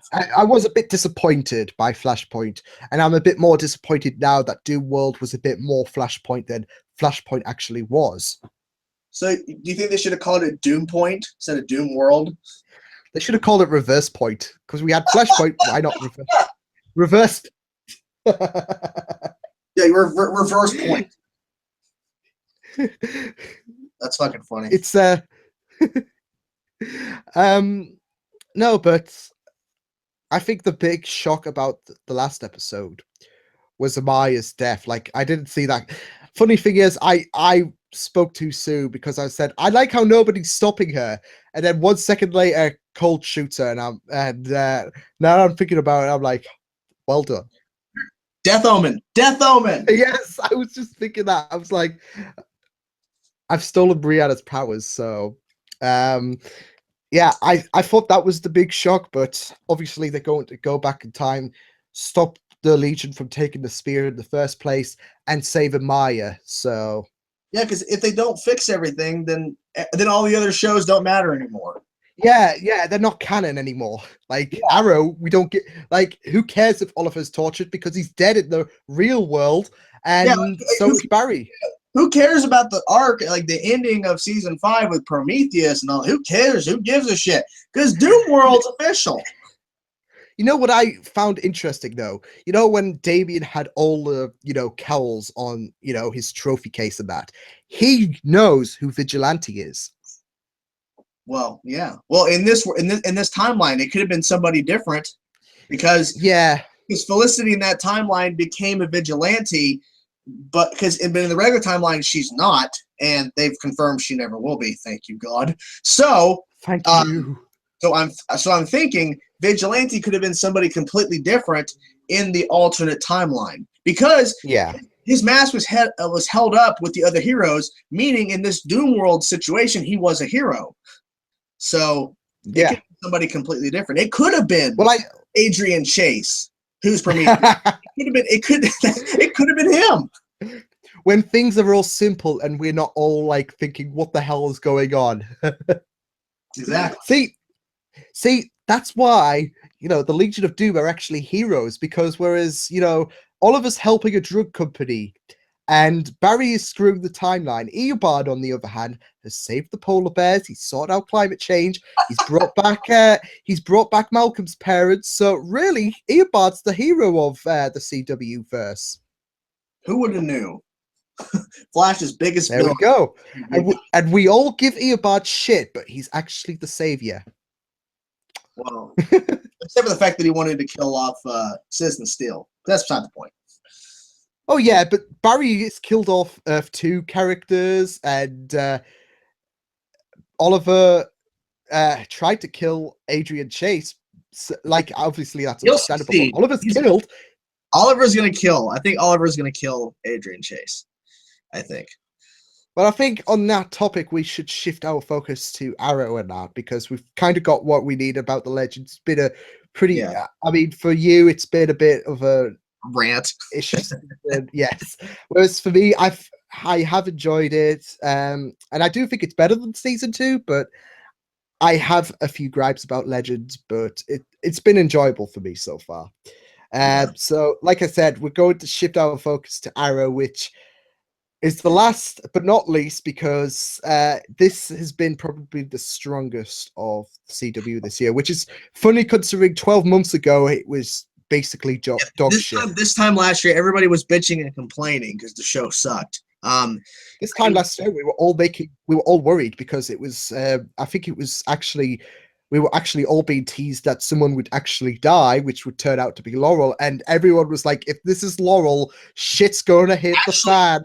Actually, around this time last year, they already killed her off this time last year. Oh, okay. Yeah. Well, so, yeah. I think we should start off with obviously Prometheus. No, fuck that. Katie Cassidy's coming back. Fuck yeah. Yes. Fuck yeah. I mean, I was so happy when I just finished reacting to something, and I read the news. I was so freaking hyped. The hype was real.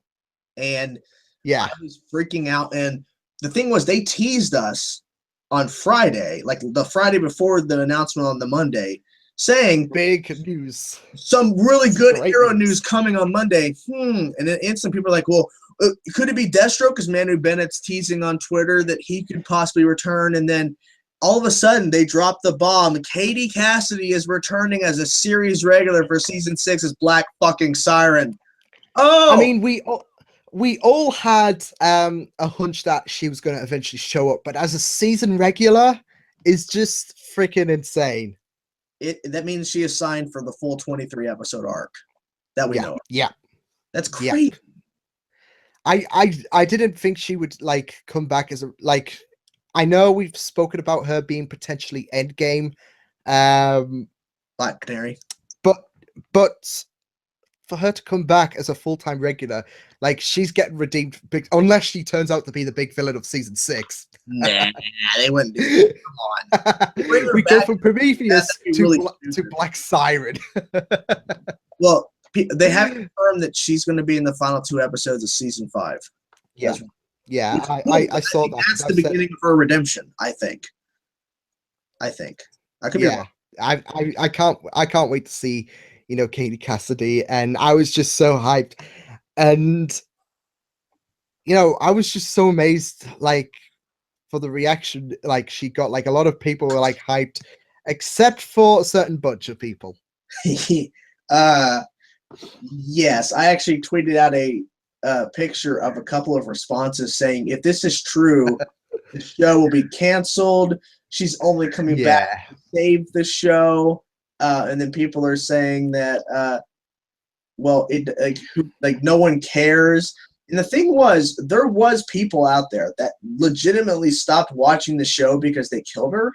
And Nikki for Fandom Reactions, you know, as soon as Diana was introduced, I think she just called it quits. So yeah.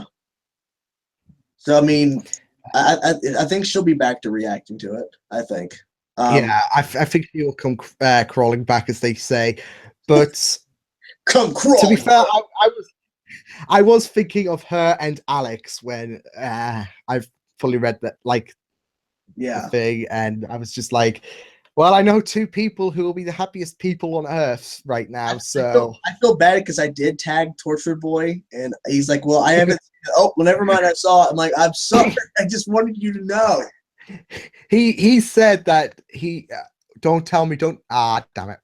Well, but regardless, he needed to know because everyone else would have told him. Like, it wasn't like it would have been like Brianna with not Deathstroke, with a Nightwing. It would have been like you with Batgirl this week.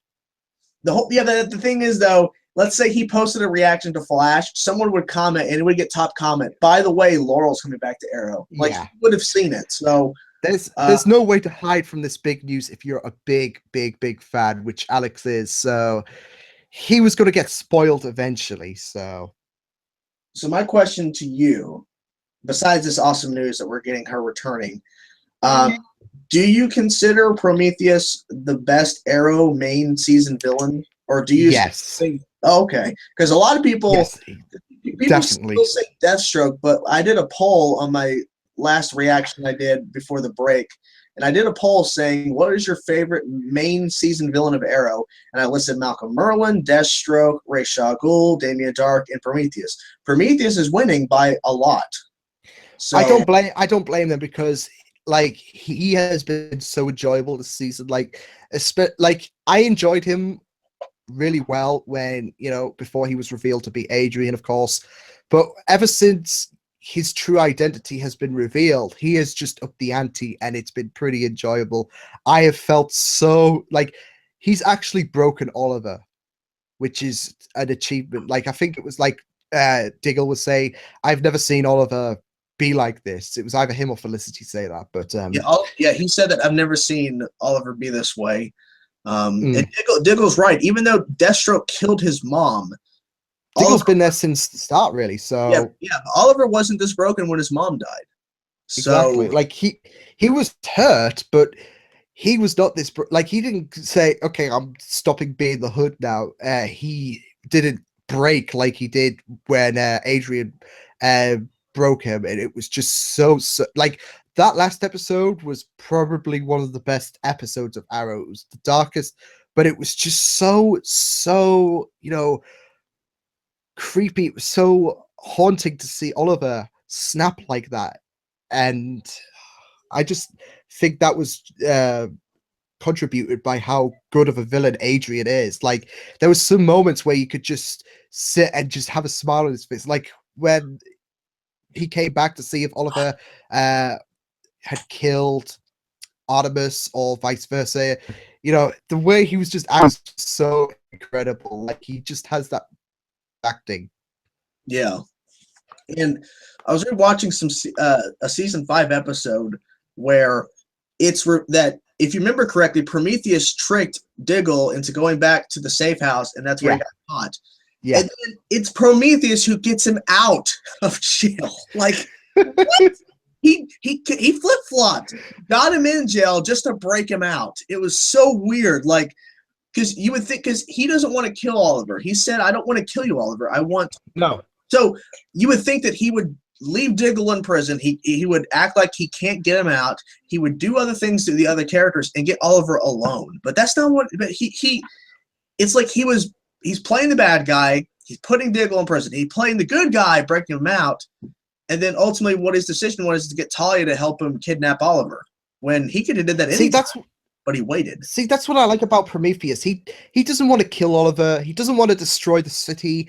He just wants to break him, and he just wants, him to be, miserable, something less than what he was. Yes, he just wants to, it might seem cliched, but it actually works. Like, it's not your typical, oh, I'll destroy the city, or, oh, I wanted to kill Oliver because, he killed my girlfriend, or that I knew for like a month, or so on. He's like, the writing behind his character, behind his motives, has just been so enjoyable, and I just really love him as a villain. Like, it'll be a real shame if they actually do kill him off. I think that he'll ultimately I was thinking Oliver would kill him, but that would kind of prove Prometheus's point, because Prometheus in the last episode said, I want you to kill me in front of all these people. I want you to. Yeah. So maybe Oliver doing it would kind of, the Prometheus would ultimately win if Oliver killed him. So I'm thinking someone else might, or he'll just be captured. So yeah, because it's funny because, Malcolm is supposed to be his arch nemesis, but with Adrian, he should, appear more, like maybe the one-off episode or some sort. But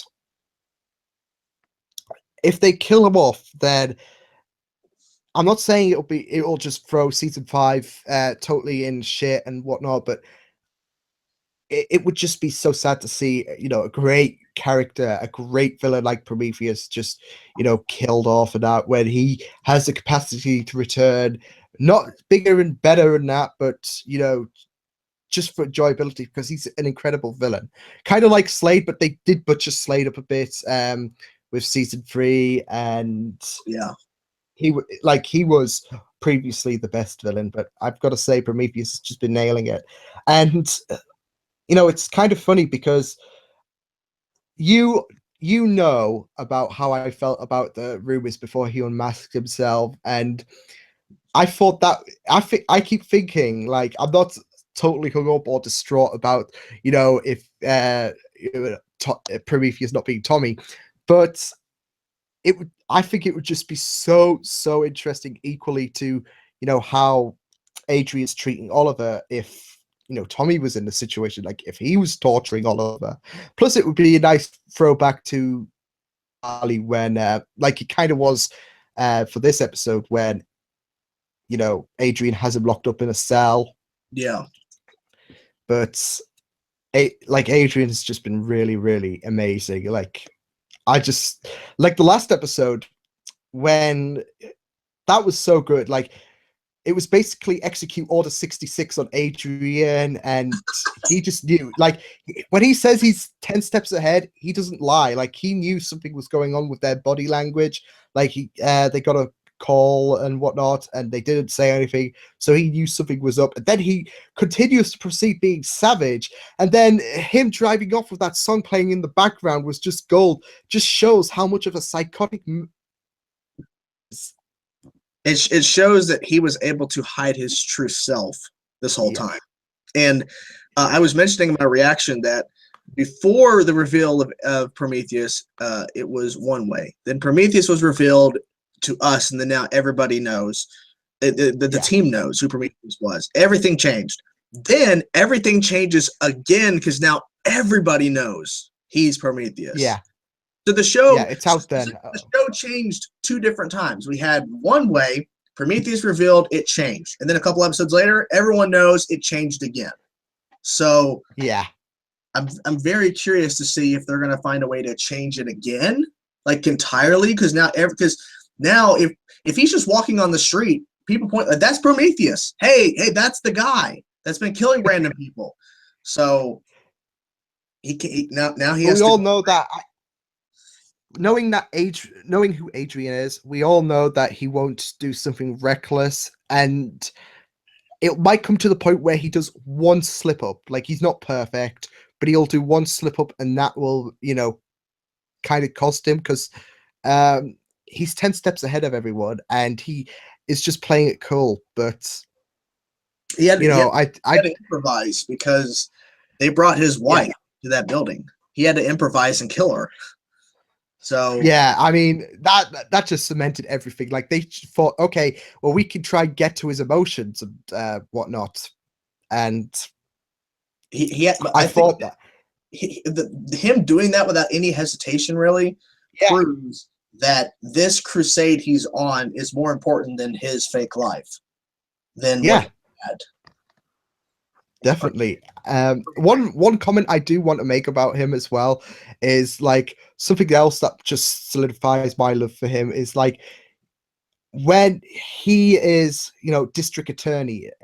Like this is after he's revealed to be Prometheus, and he still plays it cool as shit. Like he's not like, oh, there's Oliver, well let's kill him. He just plays it cool and like acts like nothing is wrong. But when him and Oliver are in a private conversation, he just still goats him, but does it so calmly. Like, and from when Oliver just found out who Prometheus was, I know Adrian might not have known him that much, might not have known about Oliver knowing, but he just plays it coolly. He's like, oh, you look a little tired and that. Like, he's just so amazing, and I just love him.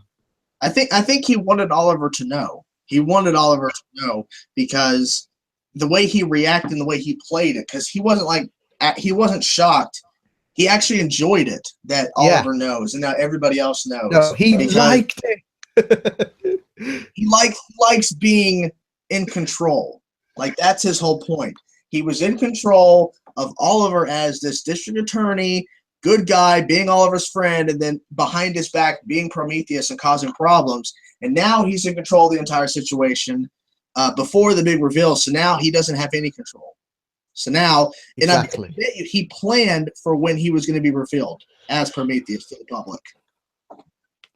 So it's it would be his character. It would like relate to his character like so much. But like season 5 has just been. I was mentioning how. Go on. Amazing, yeah. But I was mentioning how I wondered. I was mentioning how I wonder if Prometheus had a plan if Oliver called the Bratva to kill him, because he calls in the Bratva, and I'm thinking, okay, did Prometheus also plan for this? Did he plan, because even though they've said he's 1 step ahead, he's 10 steps ahead, has he planned for every single thing? Because we've already seen he hasn't, because his wife was brought in, he had to improvise and kill her. He wasn't planning on doing that. So I wonder, they're going to have to find ways to do things that is going to completely throw him off, because I bet you he had a plan if they were going to reveal him to the public that he's Prometheus. He probably has a plan if that happens. So now that it has, I wonder what else he hasn't planned for. And the good thing about that is it's not cliched. Like, it's not, well, city's got to be destroyed then.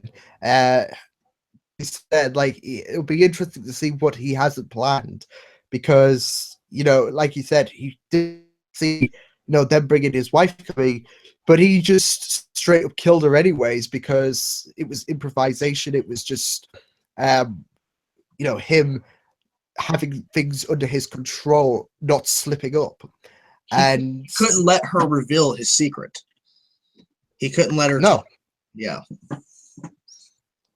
But as I was saying, like, season 5 of Arrow has just been so fun. Like, this year, I've just I know we've said it before, but it's just funny how in the shift of 12 months, it can go from, torture to watch, a struggle to see, to one of the best things and something that keeps our eyes glued to the screen. Yeah. And I just can't wait to see how they end it. But I'm also like a bit nervous, because I'm not saying that I distrust Arrow and whatnot, but I'm just wondering if this trend will continue for season 6. I mean, started off to a good start with Katie Cassidy coming back, but that doesn't mean to say that season 6 is going to be an amazing journey. It could be completely crap. Who knows? I think that with them ending a 5-year run of them completing the 5-year story arc with the flashbacks and all that I feel like season 6 is going to be kind of a rebirth, or a sense. People have coined that phrase, a rebirth Green Arrow, where the show's going to be a lot different in season 6. Yeah, I mean, it kind of feels like an end of an era with the flashbacks coming to an end, because we started out with the flashback, like we started out watching Oliver and we went through the flashback story, and that's coming to an end. That will end with him being on Lian Yu. I have heard a rumor of what the title for the last episode's going to be. What? Apparently it's supposed to be after 5 years, which fits, considering that, we're going to see him return to Lian Yu. I'm not sure when that will, I mean, they have teased that in the last episode he has 48 hours before he goes back to Lian Yu. Yeah. I wonder if the final episode's going to be called Lian Yu. That would be interesting, because apparently I did hear Googie say that. Wait, did you just call him Googie? Yeah, I called him Uncle Googie. Googie. Like someone, like in the Legends of Tomorrow reaction that I did, someone said he's been on Reddit because nobody else calls him Uncle Googie, and I was like, well, I might be on Reddit, maybe not. But like, yeah, he's short for it's a good way to nickname him. But I'm not sure if this can contribute to spoilers, but it's not going to take place in the city, but I'm not sure where it's going to take place at. probably Lian Yu. Probably they're going to, go back to where it all started, and it makes yeah, it would make sense. And then maybe have something like they did with Deathstroke. Well, I don't know, because well, then again, we have to think, if the rumors are true about Manu coming back as Deathstroke in the flashbacks, we could see something kind of like that, maybe like season 2, where there was flashbacks of present and past Oliver fighting with each other. But in this case, it will be like Lian Yu battle, present day to past version. Well, if they go back to Lian But Yu, then Deathstroke could possibly appear in the season finale, because they'll be that would just be because he's trapped there, and that would be an awesome team of Prometheus and Deathstroke. Oh, or just have a scene where Prometheus confronts Deathstroke in his cell, and he doesn't let him out, but he's like telling Deathstroke, "I'm here to kill Oliver Queen. He's coming here, and I'm going to finish what you didn't complete. I'm actually going to do it when you can't do it." Kylo Ren moment. Yeah, but I think it'd be interesting, because Deathstroke wants Oliver dead, and then Prometheus is trying to toy with Deathstroke, saying, "I'm actually going to do it where you couldn't actually do it. I'm actually going to kill him." So I think I'll suffer like some kind of like, if we see Prometheus and Deathstroke on the same screen, because they're like two of the best villains. Yeah, and it would just be an epic fight to see them against Oliver. But yeah, I mean, I'm not sure if you've also heard about Vigilante, about his identity reveal. yeah, they're saying it's not going to happen until season 6. Yeah, which sucks. But I know we were like, okay, so who's? It's the long play. The long play. Yeah, but they've also said we've seen him before, which because a lot of people think it could be a girl, a Nad, but we've seen Vigilante before, apparently, which makes sense, because we're going back to the Flash, and we're going with the whole mask thing. So yeah, it's going to be interesting to see who it could be. I don't know, but we are not going to know for at least another year. So it sucks, but I think that they have a bigger role for him.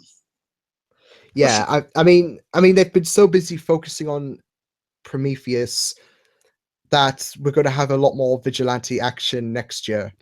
And you know what? It's unique, and I can understand why they're holding it out for another year. It's just frustrating, because we're going to have to wait longer to find out who Vigilante is, when we already think that, okay, it may not be Adrian, but then again, it could be like Hunter Solomon all over again, where where he was Jay Garrick, and then you have the real Jay Garrick. It'll be the real Adrian, because we've already known that Prometheus, that Adrian Chase is not his real name, so it could be an Adrian Chase. I don't know. It could be the same actor, because I've heard the theory about it could be twins. I've heard that theory going around, but who knows? All we know is that it's someone we've already seen before, and we're not going to find out until season 6. So we have a long ways away. Oh, it's going to be frustrating, but I think the payoff will be good when it's all revealed, as long as it's not Felicity or whatever. I no, please no. No. I can't wait. I can't wait for the announcements of what characters are going to be appearing on all these shows in general, because it's like right around Comic-Con time, and even before and after that, they'll announce like what villains they're bringing on, characters they're bringing on. It was really cool when they announced Vigilante, and then they said, well, we're bringing this guy called Prometheus in. And it's like no one knew who Prometheus was at Comic-Con, because they released a trailer at Comic-Con, and it showed Prometheus at the end, but he didn't speak once, but you see him, and then we're like, who the fuck's Prometheus? And it turns out it's like now he's one of the best villains of the entire CW universe. So see, when we saw like his when we saw him in the trailer, we had the assumption it could be Tommy. Yeah. Because of the fact that he was dressed like, I don't know, a darker Oliver Queen or something like that, like the Dark Archer or something, but obviously not being of League of Assassins attire. And that would make sense because of the fact that his father was obviously Malcolm Merlyn, and it could be something like, because a lot of people were saying, oh, let's go back to season 1 Arrow, should I say. And that would be so awesome, but like I said, I'm content with what we've got in the end, even if it isn't Tommy or not. And yeah, I can't wait to see who season 6's villain could be, because it could be the same situation with season 5's villain. We might have a villain who's completely different, because the Prometheus we see in Arrow is not the Prometheus we see in the comics. Same with Savitar. I mean, appearance-wise, he's completely different. They do like to change a few things with these characters. They did with Zoom last year, because obviously Zoom is Reverse Flash in the comics, like he's Professor Zoom. But yeah, I can't wait to see what they do for season 6. I just hope the quality remains where it was from season 5 to season 6, because this has been an enjoyable roller coaster. I think it will, because they have confirmed that during season 4 of Arrow, a lot of the time, because some of the executive producers and showrunners of Arrow were trying to start off Legends last year at the same time when Arrow was starting, and I feel like that they didn't have a lot of focus on Arrow last year, and they kind of just were putting stuff together, and they have admitted that they fucked up the whole Olicity thing. So I think that just with them getting back on track and Legends of Tomorrow not needing to be spun off and started, that I feel like that now they're getting back to what is making Arrow good. And it's the same people that made season 4 of Arrow that are making season 5 of Arrow. So it shows that when they are focused on this show, they can make great things. So I mean, I don't doubt Googie anyways, because of the fact that he has wrote some good episodes for Legends of Tomorrow. Take season 1, for example. There was a lot of good episodes there where he wrote, and like you said, it's just all to do with focus. Like, sometimes focus on a project can, deteriorate a quality of a show. Like, for example, I know you won't probably get this, but Stephen Moffat, who does Doctor Who, is also doing Sherlock. He can't do 2 at the same time. So he has to do one or the other. And I think that's part and parcel of why he's leaving Doctor Who in the first place, so he could potentially focus on more Sherlock if that does get picked up, because obviously Benedict Cumberbatch is a big character, obviously, with the Marvel Cinematic Universe. And then else he does. But obviously, films and that will take higher priority over, a TV show that, only shows like 3 episodes every 2 years. But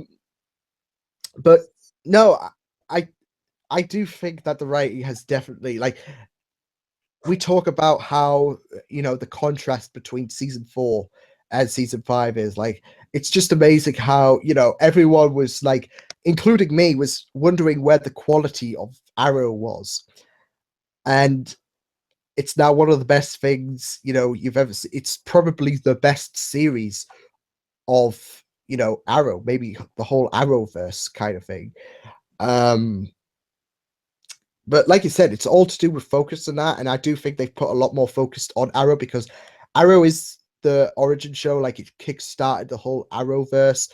And to see that get dismantled like it did for season 4, you got to rebuild it and give it a little bit more.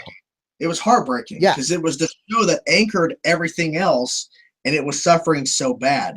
I know it's going to happen eventually, but Arrow is eventually not going to be on the air anymore. It's going to suck. Yeah. So I'm hoping that that's very far away, and then I'm hoping that season 6 kicks major ass, because season 5 has. Yeah, season 5's given me a lot of hope. And I mean, there were people who were telling me to not react.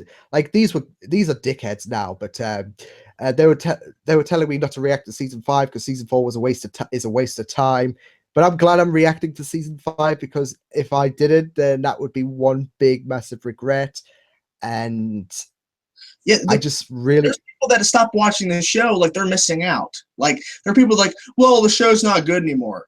Do you not watch it right now? Well, no, I stopped watching. Well, then shut the fuck up. Because you don't watch it, you can't comment on it. I'm sorry, you can't. exactly. I mean, I don't blame people if they want to, you know, bail out of Arrow, considering how much season 4 kind of had was disappointing for a lot of people, unless you supported Olicity or whatever. Ugh. But I do like it must be a kick in the nuts for people to, you know, skip season 5 because they're missing out on so much. Like I saw like a Reddit comment saying that they didn't know what happened in season 5 because they skipped it, and I said, you're missing out on a lot of great stuff. Like it's one of the best series I've ever seen for the Arrowverse, and yeah, just like I said, I can't blame them, but they are missing out on something great, and I'm just really digging Arrow at the minute because season 5 has just been so amazing in terms of writing, in terms of villains, and in terms of just, you know, Oliver as well, because I know there was a lot of jokes going around last year that, oh, has Oliver actually shot any arrows in this episode? Like, oh, he's shot like 2, and he's obviously gone back to killing and that. Yeah. But that doesn't mean that doesn't mean to say that, okay, that's the reason why he's, you know, shooting more arrows. Like he could, you know, incapacitate them, but I think the action in season 5 has definitely improved. Like you've got a lot of awesome shots, like the cinematography, like the helicopter in the first episode, that was crazy, pretty awesome. I know there's been a lot of crazy stunts, like when, especially like I was talking to this with my friend the other week, like because she's a bit of a wrestling fan, but like there was some moments like where him and Cody Rhodes, there was that slow motion shot. They've really upped the ante, and it's been like you just really loved it. Yeah, I can't wait to see what they do towards the end, because now they have to really up the ante because it's getting close to the finale. So now they're going to even make things crazier. Well, Stephen Amell has, and he has been true to his word this year, and that, like he said about how things are getting a bit more brutal, which they have. He's actually suffered nosebleeds and that because of some of the fighting, but he's actually, you know, said that season 5's finale is probably one of the best things that he's done. So that gives me a bit of hope. I mean, he could be over exaggerating, and we might think it was good, but I wouldn't say it's as good as season 2, for example. But I do have a bit of hope because not only is season 5 delivered, and not only is Stephen Amell been true to his word, but I just can't wait to see how things go from here and whatnot. Definitely, and I honestly believe that they're back on track now. So I feel like season 6 is going to be on the same level as season 5, and if they continue that till the end of the show, whenever that is, then I will applaud them for just getting past the bullshit and getting to actually good stuff. Like, definitely. I mean, we're always going to see those kind of comments, aren't we? Those of course, stupid comments. The show is never going to get away from how bad season 4 was. Never. That's staying dead. But they've shown they can recover. They can rebuild, and you know that's what I can applaud them for. Like, I know I've said this a few times already, but it's gone from one of the worst things of last year to something that's just so eye-watering and something we can always look forward to every week. Like they've done some crazy stuff, like the Prometheus reveal. That was just in the middle of nowhere. Just like, random. It was very random. Yeah, it was random, caught you off guard. And as like a lot of people were thinking, okay, something's off here, because they don't usually do this kind of stuff midway through an episode. They usually leave this stuff at the very end. And that not only applies to the CW shows, but to, shows like Doctor Who, for example. But I just think that was just great writing, because it was just out of nowhere and it just has you surprised. Granted, it took a little bit focus off part of the episode for a few minutes. Yeah. But it was just so crazy just how they did that. Like, especially with how, because they're aware that we're going to be thinking that Vigilante is Adrian Chase. No surprise there. So it's just interesting how, although they could have done it after the episode when Vigilantes had that fight with Team Arrow, whilst Oliver was doing his press conference. They could have done that, but it was just so random, and I think that was just really great of them to do that. Yeah, and they tricked us, and then they did the flip on us. I mean, just go, wait, what? He's Prometheus? What? For me? And then, what I love is that when they revealed who Prometheus was, everyone was saying, I knew it. I knew it. I guessed it from the beginning. No, you didn't. No. No, you didn't. I mean, I even said, like, during the vigilante scenes, okay, there we go. It's Adrian Chase there shooting. And I thought there was some kind of split personality thing going on there. And then they just throw that curveball, which is like, I know a lot of people can criticize, Arrow for not sticking to the comics and that, but sometimes they can not stick to the comics and it comes out really well. Adrian, for example. Yes. They changed that character up, and then they just literally shock the viewer, because they clearly Adrian Chase has to be Vigilante because that's who he is in the comics. Turns out, his name never was Adrian Chase. He changed it. What? So yep. It was a good twist, and I'm excited to see where it goes after that. Dude, we've been going for 2 hours. Jesus Christ. I know. I guess there's a lot to talk about with the CW, especially for Arrow, but a lot of thoughts. Yeah, it's been crazy.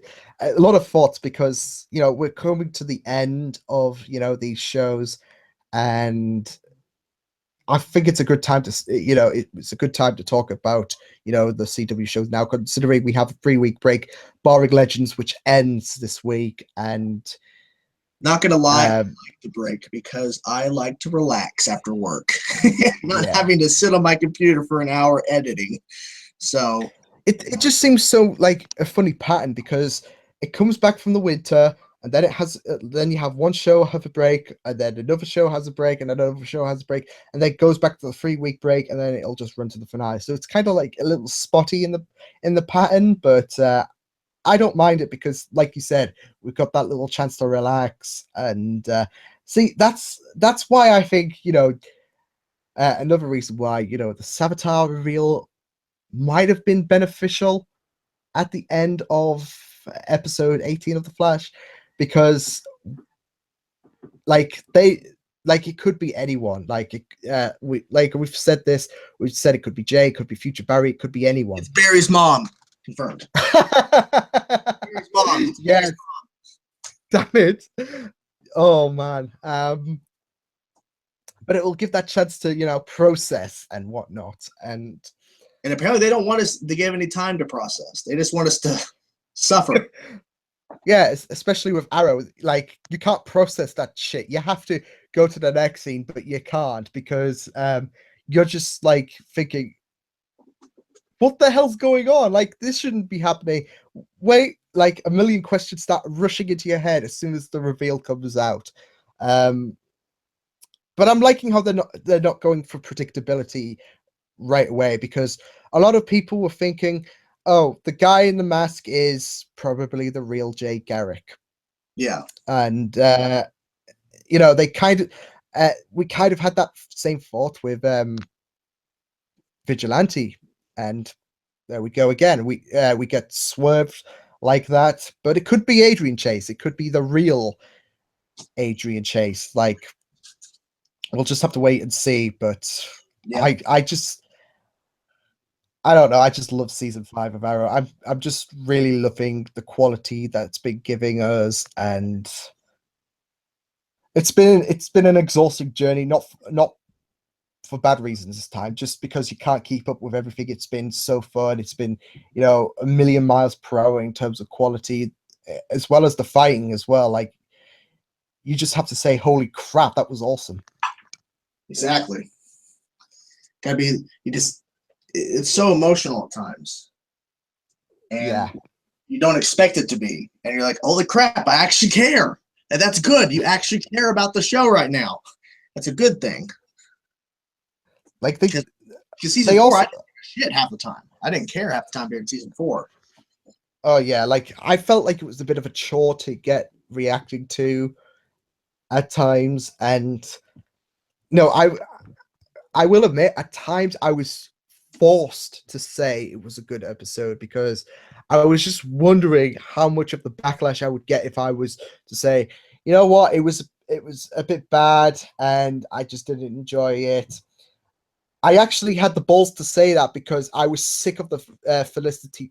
I was sick of Meet the Smokes, basically. Like, Meet the Kardashians. Like, you may as well. We may as well compare them since they're both shit. They just went too far into her backstory and her family. I just, get back to Green Arrow. Like, I was okay with her father being the calculator. That was fine.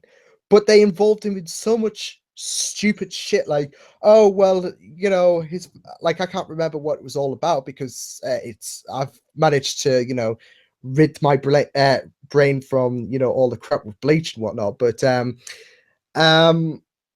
it was like stupid petty bullshit that was hypocritical as well, and that kind of rubbed off to Oliver as well when his son was brought into the mix of things, which was completely stupid because you didn't even know him when he became a father. So what the shit were you bitching about?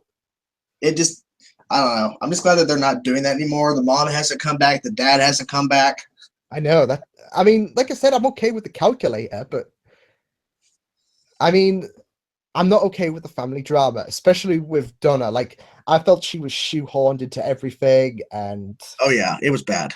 It was bad for sure.